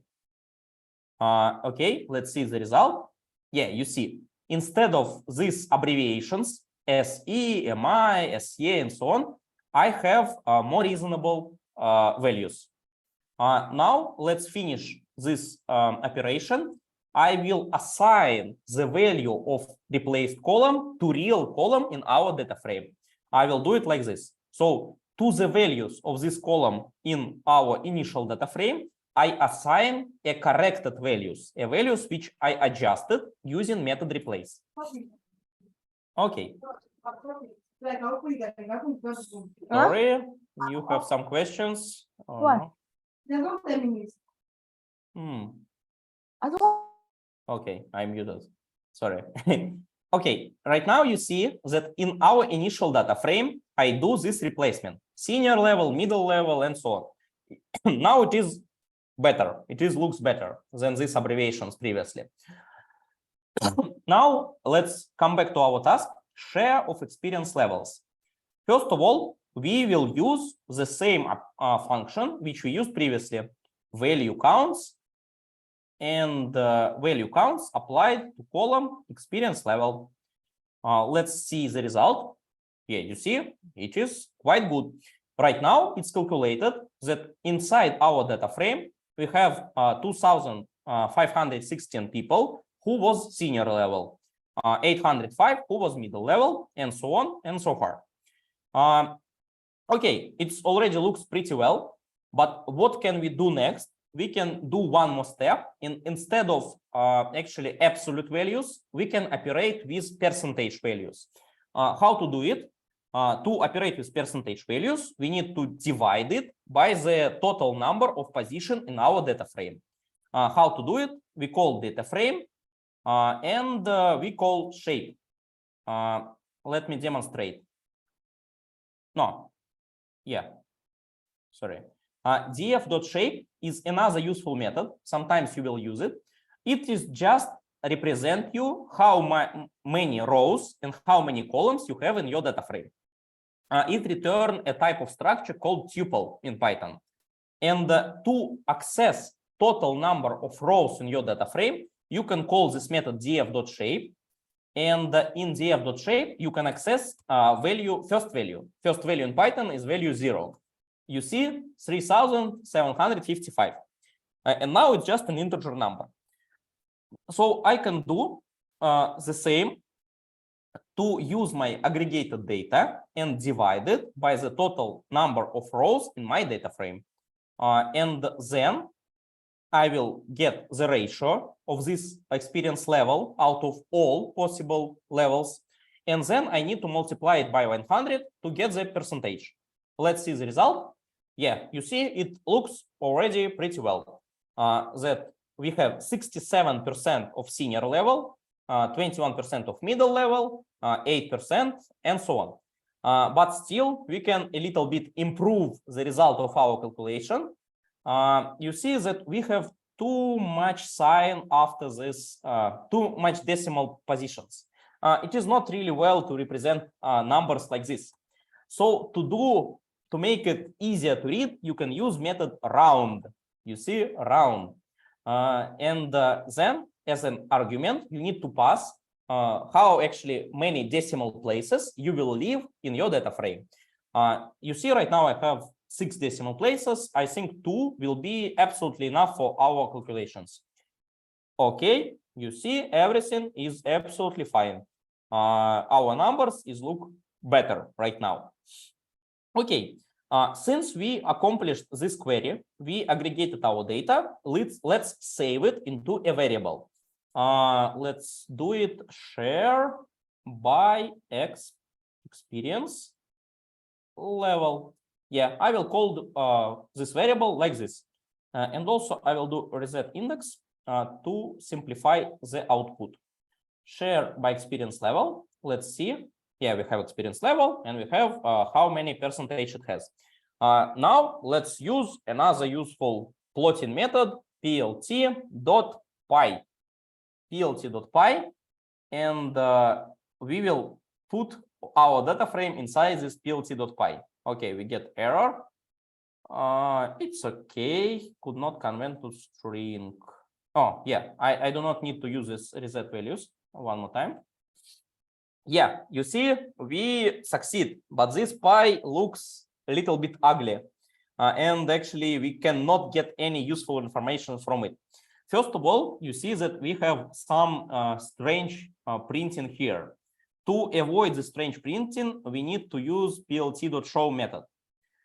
Second, you see that this picture is, I don't get any information from it. I cannot present it to somebody else. So for this purpose, we need to add legend, plt.legend. plt.legend, and as argument, we need to pass what we actually want to use as legend. As legend, I want to use different levels.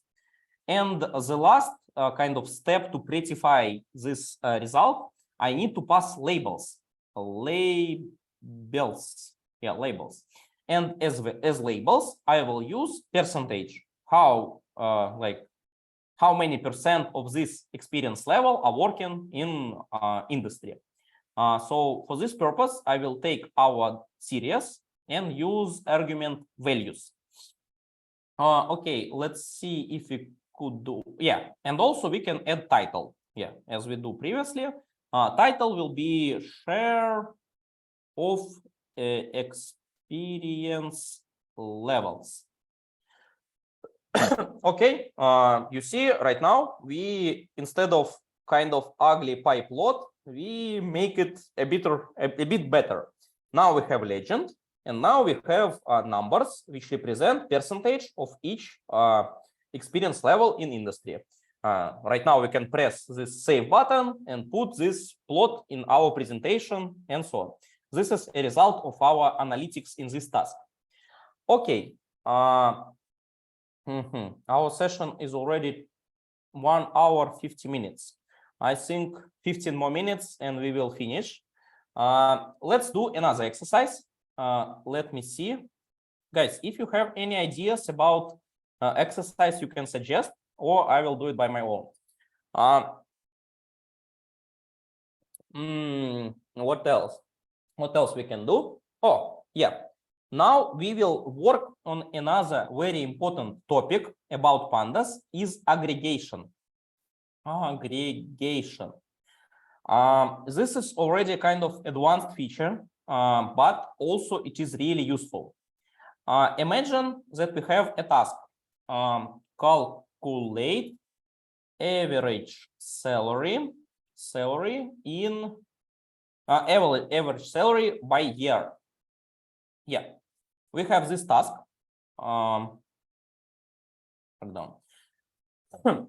Let me see our data frame one more time. We have, let's see how many different years actually we have in data frame. Unique. Yeah, in our data frame, we have 4 years of data, 2020, 21, 22, and 23. Okay, that's fine. Now we need to understand how to calculate average salary. For this purpose, we need to use aggregation function. In Pandas, you have aggregation function is group by. You see, group by. So to use this function, we need to pass a column on which we will do grouping. Since our task is calculate average salary by year, we need to group our data with respect to year. Okay. Then we need to pass which aggregation function we will use. For this purpose, we use function egg. It's mean aggregate egg. And then we should specify with which column we will do aggregation. You see this kind of not really trivial syntaxes, but it's really useful. We need to calculate average salary. So let's take salary in USD, And this kind of structure is dictionary. One more time, we're using dictionary. We have value, we have key. In this case, key is name of a column.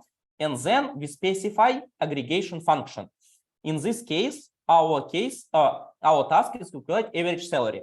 So aggregation function will be min. Okay, let me demonstrate you. First of all, you specify column on which we do aggregation, and next we specify aggregation function, column, and actually function that we need to calculate average. Average is the same as mean. Okay, let's see what will be the result of this pandas query. Oh, sorry. Okay, error. Very good. Yeah, because we have no column work year. We have column only work year. Yeah, errors happens. Let's replace it. Yeah, you see the result.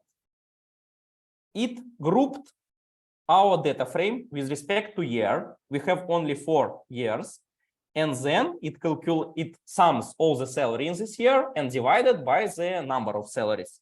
You see, we calculated average salary on each year in our data frame. Okay, this is a kind of syntaxis for grouping. So to accomplish our task, let's plot something with respect to this data. plt dot what to plot? Let's plot bar plot. No, let's use line plot just to demonstrate it. plt.plot, and we will by the way, we need to save the result of this aggregation into some variable to work with it correctly. I will leave this line as it is, and let's call it average salary by year. Yeah, guys, you can create variables like whatever you want. Every name is okay, but better to call it reasonable.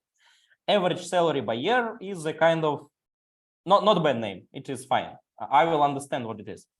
Okay, let's call this plt.plot method and see the result. Wow, perfect one. We created some ugly plot. Okay, it is kind of fine. We got the results, but let's make it prettier. For this purpose, we need plt.show. We will add grid, plt.grid, and also I will specify opacity equal to 40%. Also, it is important to have a title. Yeah, every plot should have a title. This is a rule. And title is average salary by year. Also, every plot, you should write what is the axis name. X-axis in our case, X label is year,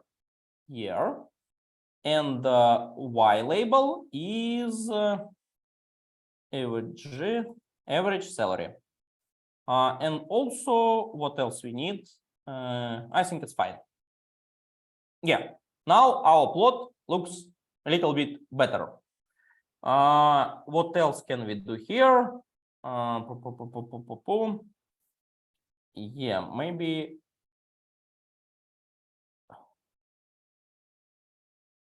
No, we don't do it. Okay, let's assume we accomplished our task. I just see that we have a little bit incorrect here because year cannot be 2020.5. It is kind of illogical. But frankly speaking, I don't remember how to fix it. It is definitely possible to fix it. But okay, let me try one more time just to not waste our time. X6.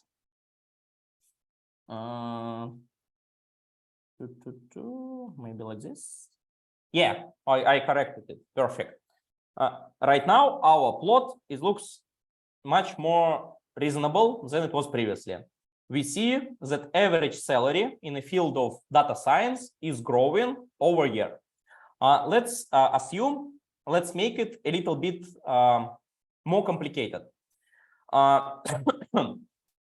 Let's kind of make it more specific. Calculate average salary by year and job title. Calculate average salary by year and job title for top 3 titles. Okay, you see, our task is just become a little bit more complicated. Let's have a look at our data frame. Average salary by title and job title for top 3 titles. First of all, what we need to do? First of all, we need to calculate top 3 titles. How to do it? We make an aggregation as we did previously. We take job title column. We did value counts. It returns this kind of data frame. And now we need only top 3 and largest with argument 3, that we need only 3 values. Okay, and now you see we have these job titles. these job titles we will store in some variable. Index, yeah, I use index. We created a list which will call top 3 job titles. Okay, let me execute it one more time. You see, we created a list which has three variables. 3 variables, top 3 titles in a field of data science. Then we need to filter our initial data frame with respect to this condition. How to do it? df, we will call column job title, and now one more new method which I didn't show you previously is in this list. You see, this is another type of logical mask. Let me demonstrate you how it is work in a simple way. I'm asking Pandas to go through each possible row in our data frame one by one and check, is this row inside this list? We created this list, three variables: data engineer, data scientist, data analyst. I am asking Pandas, please check each row, and if this row is inside our list of 3 variables, you show true, correct. If this particular row value is not inside our list, you show false, incorrect. So, and this is how it is done. It is checked. 0, principal data scientist. Principal data scientist is not inside our 3 variables. It's not data engineer, data scientist, or data analyst. So the response here is false. You see, result false. ML engineer, it is not in our list. Result is false. One more guy, ML engineer, not in list, result false. Data scientist already is in our list. So the output is true, and so on and so far. You got the idea. This is another kind of way to filter your data, another type of logical mask. Okay, you created this logical mask, and in the same fashion as we did previously, you apply this mask to initial data frame using square brackets. You see square brackets, and inside these brackets, I put this mask. I sign it.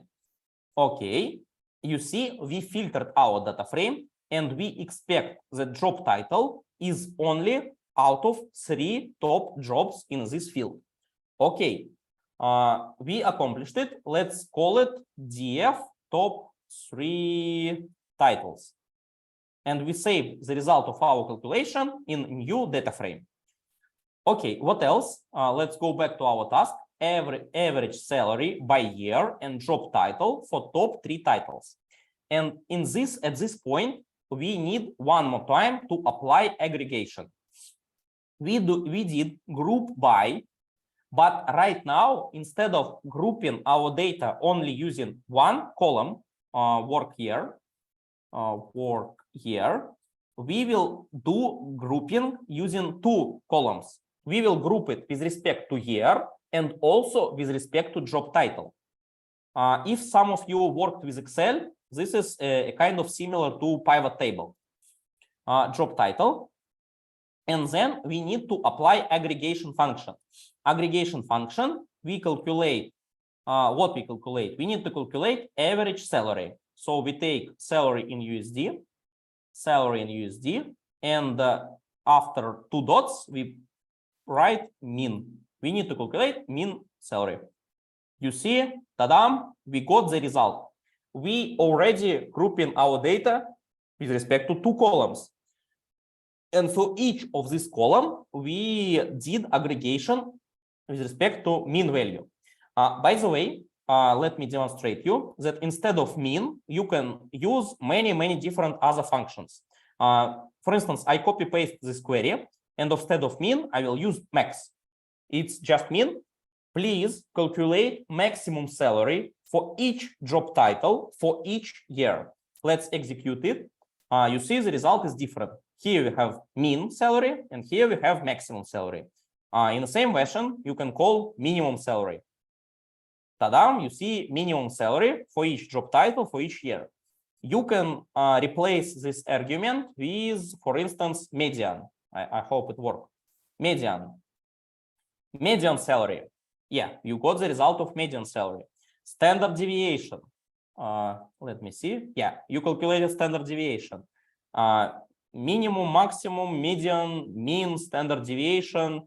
I don't know, percentiles, whatever you can imagine, you can calculate using these aggregation methods. But let's come back to our task. Our task is calculate minimum salary by job title. Okay, we did so. Now let's visualize it using Seaborn. Yeah. SNS Seaborn bar. Yeah. First of all, I need to save this result of our aggregation into some variable. How to call it? Def top 3 titles aggregated. Yeah. Our name became longer and longer. Sorry for that. Okay, something goes wrong with my calculations. X equal to reset index. Okay, let's execute it one more time. Let's see the result. Yeah, X should be equal to work year. Y should be equal to salary. And also, let's see. Okay, it's not quite right. And also, we need this argument. Who is job title? Let's see. Oh, yeah, perfect one. We demonstrated the evolution of job of salary in each job title out of top 3 positions in data science. You see, this is kind of already more complex analytics, but you see that I did it in one row of code. This is quite easy. Let's make it a bit better. plt.show, first of all, then plt.title.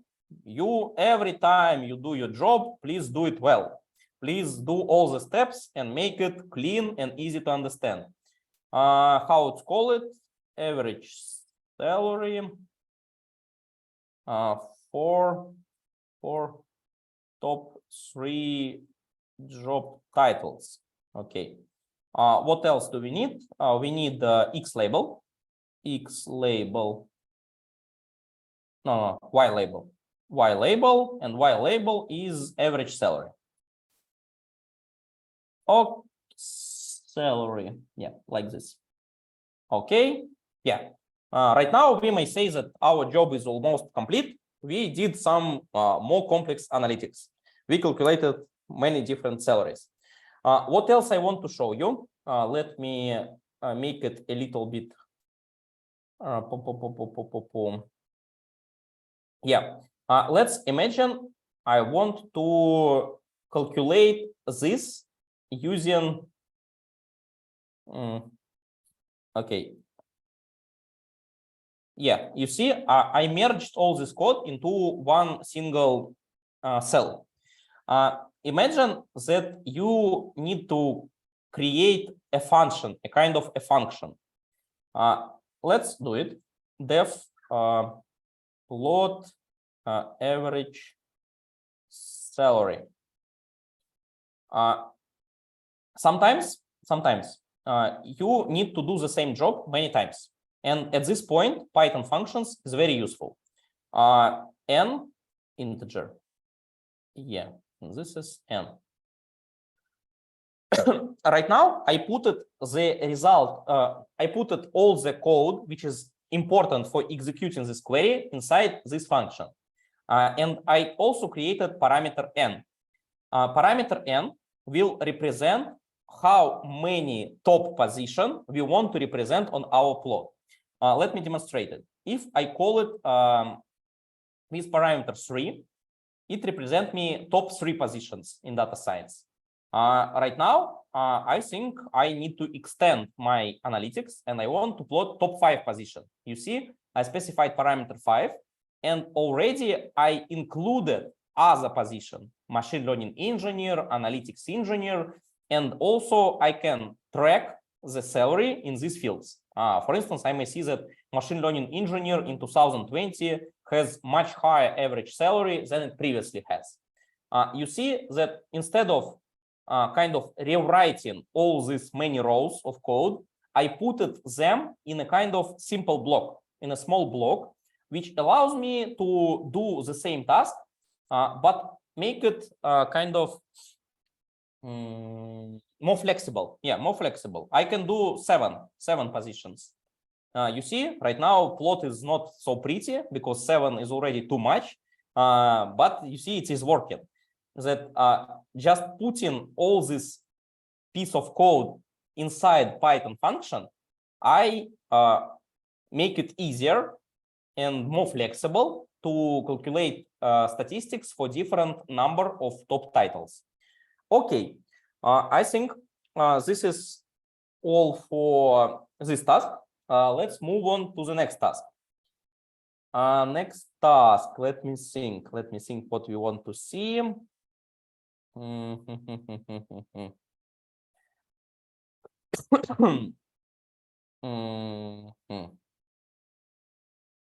What else we can imagine? We did a bar plot, we did a line plot, this pie plot. What else we can do? Oh, yeah. Let's take the last 15 minutes of our exercise. I want to do a kind of more complex visualization. This is optional. I want to try it by myself. This is kind of interesting for me. And for this purpose, I need to see some other code. How to do it?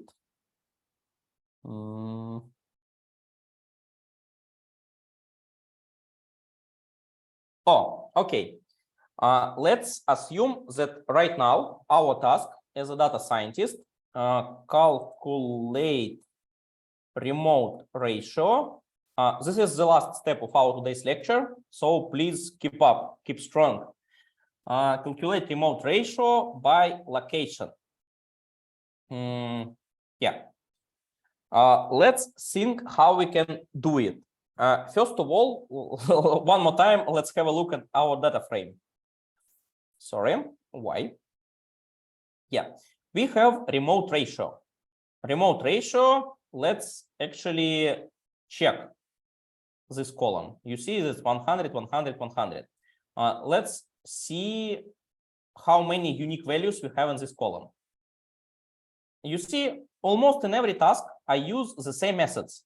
And I would say that this is a kind of routine in every data science project, that every time you will use the same methods, but every time you will get different results. Unique, like this. Yeah. Oh, it's a kind of strange. Okay, you see that in a column remote ratio, we have only 3 possibilities, 100, 0, or 500.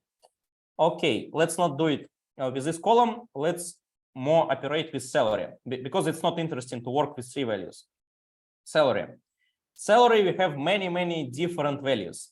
Let's plot histogram of salary. Yeah, let's make it pretty. Plt.show, plt. Yeah, actually that's all. You see the distribution of our salary, that our salary is distributed. It's not normally, but it looks almost like normal if we don't have these outliers right here. We can use more bins, parameter bin. Let's use 50. Yeah, you just added more bins to our histogram. Okay, it is kind of fine, but it's not what I was talking about. Let's do another exercise. Let me correct it. Calculate average salary by location. Salary by location. You see, this is the distribution of our salary. And right now, let's group this salary by location. for these purposes, we will use our aggregation function group by. Group by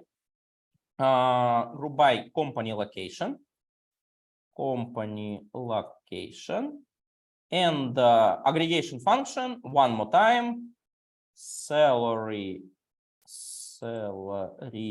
in USD, dot min. Let's see. Yeah, I forgot it to put it inside dictionary.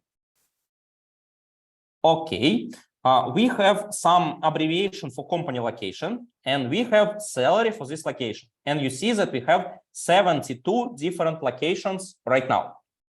Okay, to next step, we need to save this data frame into variable. Okay, let's call it average salary by location.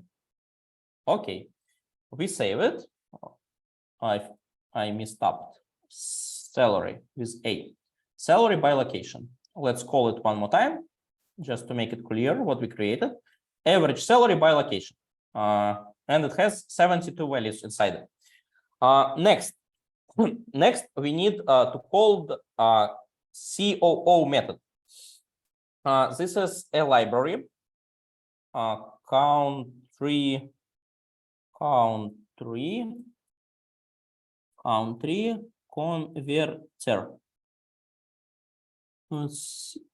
Is it correct?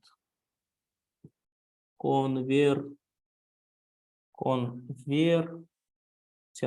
Yeah, you see that this package is not installed. Let me Google country converter pip install. How to do it? Country converter. Yeah, pip install country converter. Yeah, in the same manner as we did previously, we need to install this package because we have this error that this package is not installed.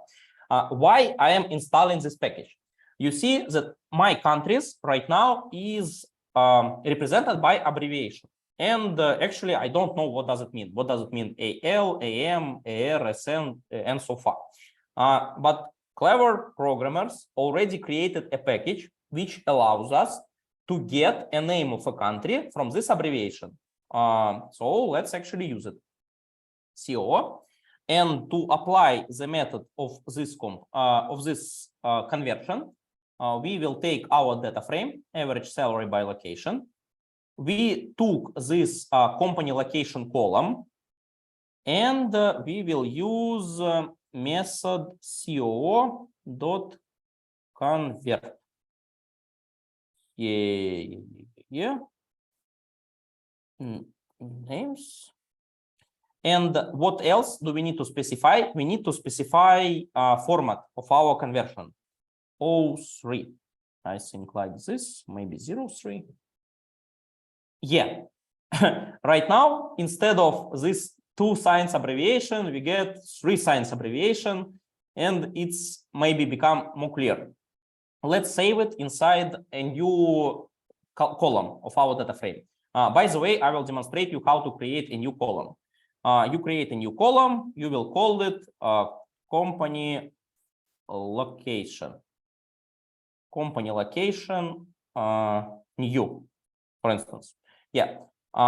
Just to create a new column, you write it in a square brackets and you put it name here. And right now you see instead of 2 columns in the initial data frame, I get a new one, which is represent the transformation of this abbreviation to ISO3 format. ISO3 format is an international format of representing a country. Okay, let me come back to my notes about this name. Yeah, we converted. We have average salary by each location, and now we need to import one more package. Import. Yeah, we need to install it first of all. Pip install Plotly. Let me Google how to write it correctly. Plotly Express. Plotly Express is another package for visualization. You have Matplotlib, you have Seaborn, and you have Plotly. Let me check how to install it. Every time you're working as a data scientist, you need to Google. It's absolutely okay. Pip. I'm just checking how it is called. Pip install Plotly Express. Yeah. Pip install Plotly Express. I'm using pip 3. Let's do it. It will take a little bit of time. Right now, we installing one more package for visualization. Plotly is already advanced package, and it is used for more complex visualization. Actually, I'm not sure if this exercise will succeed, but I hope so.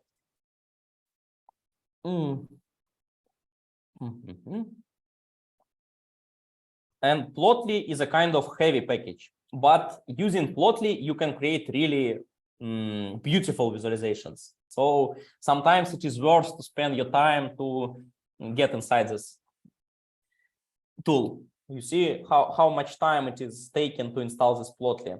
Yeah, 40 seconds. It is really a lot of time. Okay, now let's try to do it. PX. First of all, we need to import. Yeah, actually, import Plotly. Import Plotly. How to do it? Sorry.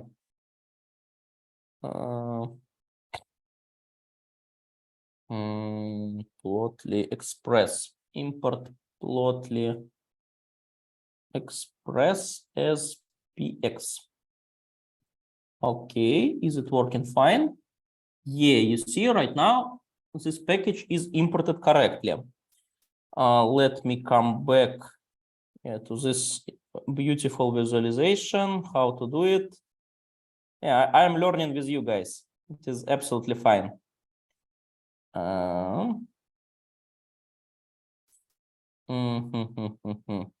What I want to do right now is to plot a map which will represent average salary in each region.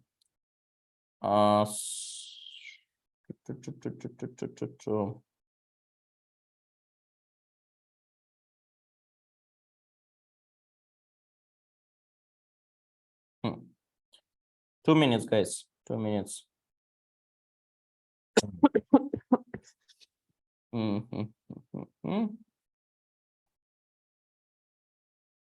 And after it, we will finish our lecture. Okay. We need to use method grow.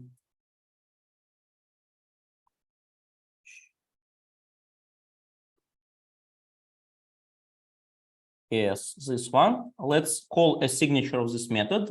See what we need to paste here. You see this question mark. First of all, we need to put data frame here. Our data frame is called average salary by location. Yeah, average salary by location. Then we need to put locations, and our locations stored in a column called company location new. Well, we did this conversion before. Also, we need to specify color. And in our case, color will be represented by average salary. So the higher salary, the more our color will be close to red. Salary in USD. Okay, salary in USD. Sometimes, guys, when you have many arguments in your function, you can just press enter and use new rows for it. Okay, what else do we need? We have color. Labels. Labels is a dictionary, and for dictionary we'll use company location new. Company location new is country. Okay, let's try to call it. Okay, we have some error.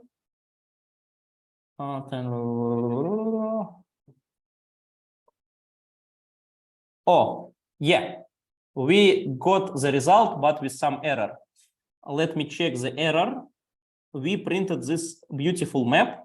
I will fix the last error, and will be all for today. We need NB format higher than some version. I don't know what it is, but let's install it. You see how easy I can do it. Install this crazy library. Let's see, it's not found. Oh, crazy. Let's do like this. Yeah, will take some time to install it. And yes, right now it's installed. Let's execute our map one more time. Oh, crazy. It's still an error here. Okay, whatever. We obtain our results with some strange error. I don't know how to fix it, but result you see. Right now, we using Python, using our data frame about salaries, we created this map. And also this map is absolutely interactive. You can go through this, through the globe, and you can check average salary in each particular region using this map. So in our initial data frame, we have column with country and we have column with salary. We did a little bit of preparation, and now using this map, we can interactively click on each country and check what is the average salary in the field of data science in this particular country. You see country, I don't know, ways, oh yeah, I think it's Nigeria, 78,000 in dollars. I think it's Ghana, $18,000, pretty low for data science. Australia, $80,000. Russia, oh, it's kind of strange because salary in Russia should be lower than in Australia. Whatever. This beautiful visualization is just a matter of several lines of code. You see, this is 3 lines of code. Okay, not 3 lines because we did an aggregation beforehand. Several lines of code, and you obtain this kind of useful, interactive, and beautiful visualization. Okay, at this point, guys, I think this is all for today from my side. If you have any questions, please feel free. I will give you several minutes. But I would say that this is all about our lecture about exploratory data analysis. You see how many steps of EDA we accomplished today in 2.5 hours. I hope it was interesting, it was useful, and I actually ask you guys to practice. You need to practice to actually get in all these methods, in all this filtering, how to access rows, how to access columns, how to calculate statistics, how to aggregate your data. Maybe this fast lecture of 2 hours is absolutely not enough, but to make it enough, you need to practice. And with practice makes perfect. Okay, guys, any questions, suggestions? Maybe something absolutely not clear? Yeah, I want to ask about this grid. You always put 4. Is it? Grid. I don't really understand it. Yeah, grid. GRID. Yeah, okay. One second. Let me. Yeah, this is opacity. Okay, let me demonstrate you. If I remove this parameter, I put 0. It is not 4. It is actually 0.4. In Python, you can omit 0 and just write .4. In reality, this is 0.4, but Python will understand it like this. Imagine that I remove this parameter and execute the cell one more time. You see, this grid is kind of less opaque. You see it. It is clear to see, but it is interrupt you from understanding the data. If I use this parameter alpha equal to 0.1, this grid is almost disappeared. You see, you can barely see it. This is just opacity, parameter of opacity. I just prefer 0.4. You can choose whatever you want, because if alpha is 1, it's just disturb you from data. This grid is too hard. Okay. Okay, thank you. Thank you for your question. Yeah, I just prefer 0.4. It is 40% of opacity in this grid.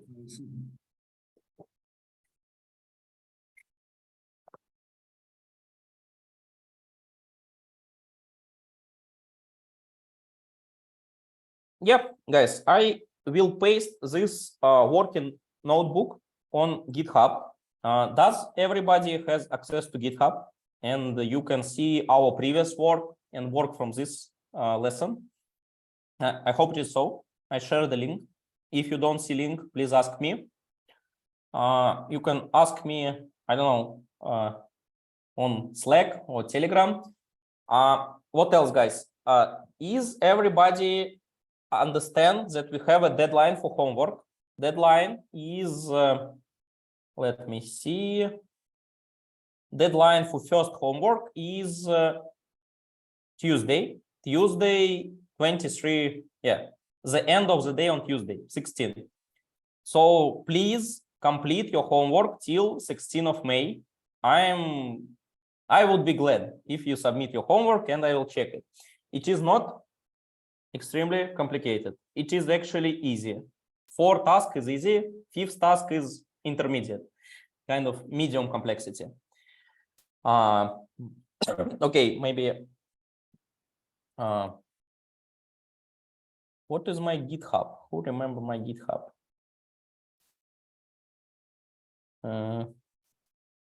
I don't quite remember. Oh, yeah, I see. Here is a GitHub for our course. You see GitHub, Volkov DA, guide tribe 3. It's mean cohort number 3. We have homework, guys. Please go to this GitHub and check this homework. Homework is in a folder homeworks. And here is a PDF file. And in this file, you have 5 problems. 5 problems that you need to solve. So please do it and submit your solution. You have a simple instruction how you should submit your solution. So you should paste your solution also on GitHub. You create your own GitHub and you paste your solution on a GitHub. This is important because every day in a work of software developer or data scientist, you will interact in with some Git systems. It might be not GitHub, it might be Gitbucket, maybe something else, maybe Arc. But this Git type of system, they all are similar. If you know how to work with GitHub, you will understand how to work with Gitbucket or whatever. So please understand how to work with GitHub. And this is a good opportunity to practice your skills of actually working with GitHub and writing Python code. Also, after you created your folder on GitHub, put your solution here, you will send it to my email and also in Slack messages if you wish. And I will check it. Deadline is 16th of May, 23:59. Okay. Hope all of you is fine. So be safe. Okay, guys. Thank you. Let's stop the recording. That's all for today. I'm stop sharing. If no more questions. And I am really glad to see all of you today. So see you next time. By the way, guys, next lecture, when we had it, we have first lecture was on 8, right?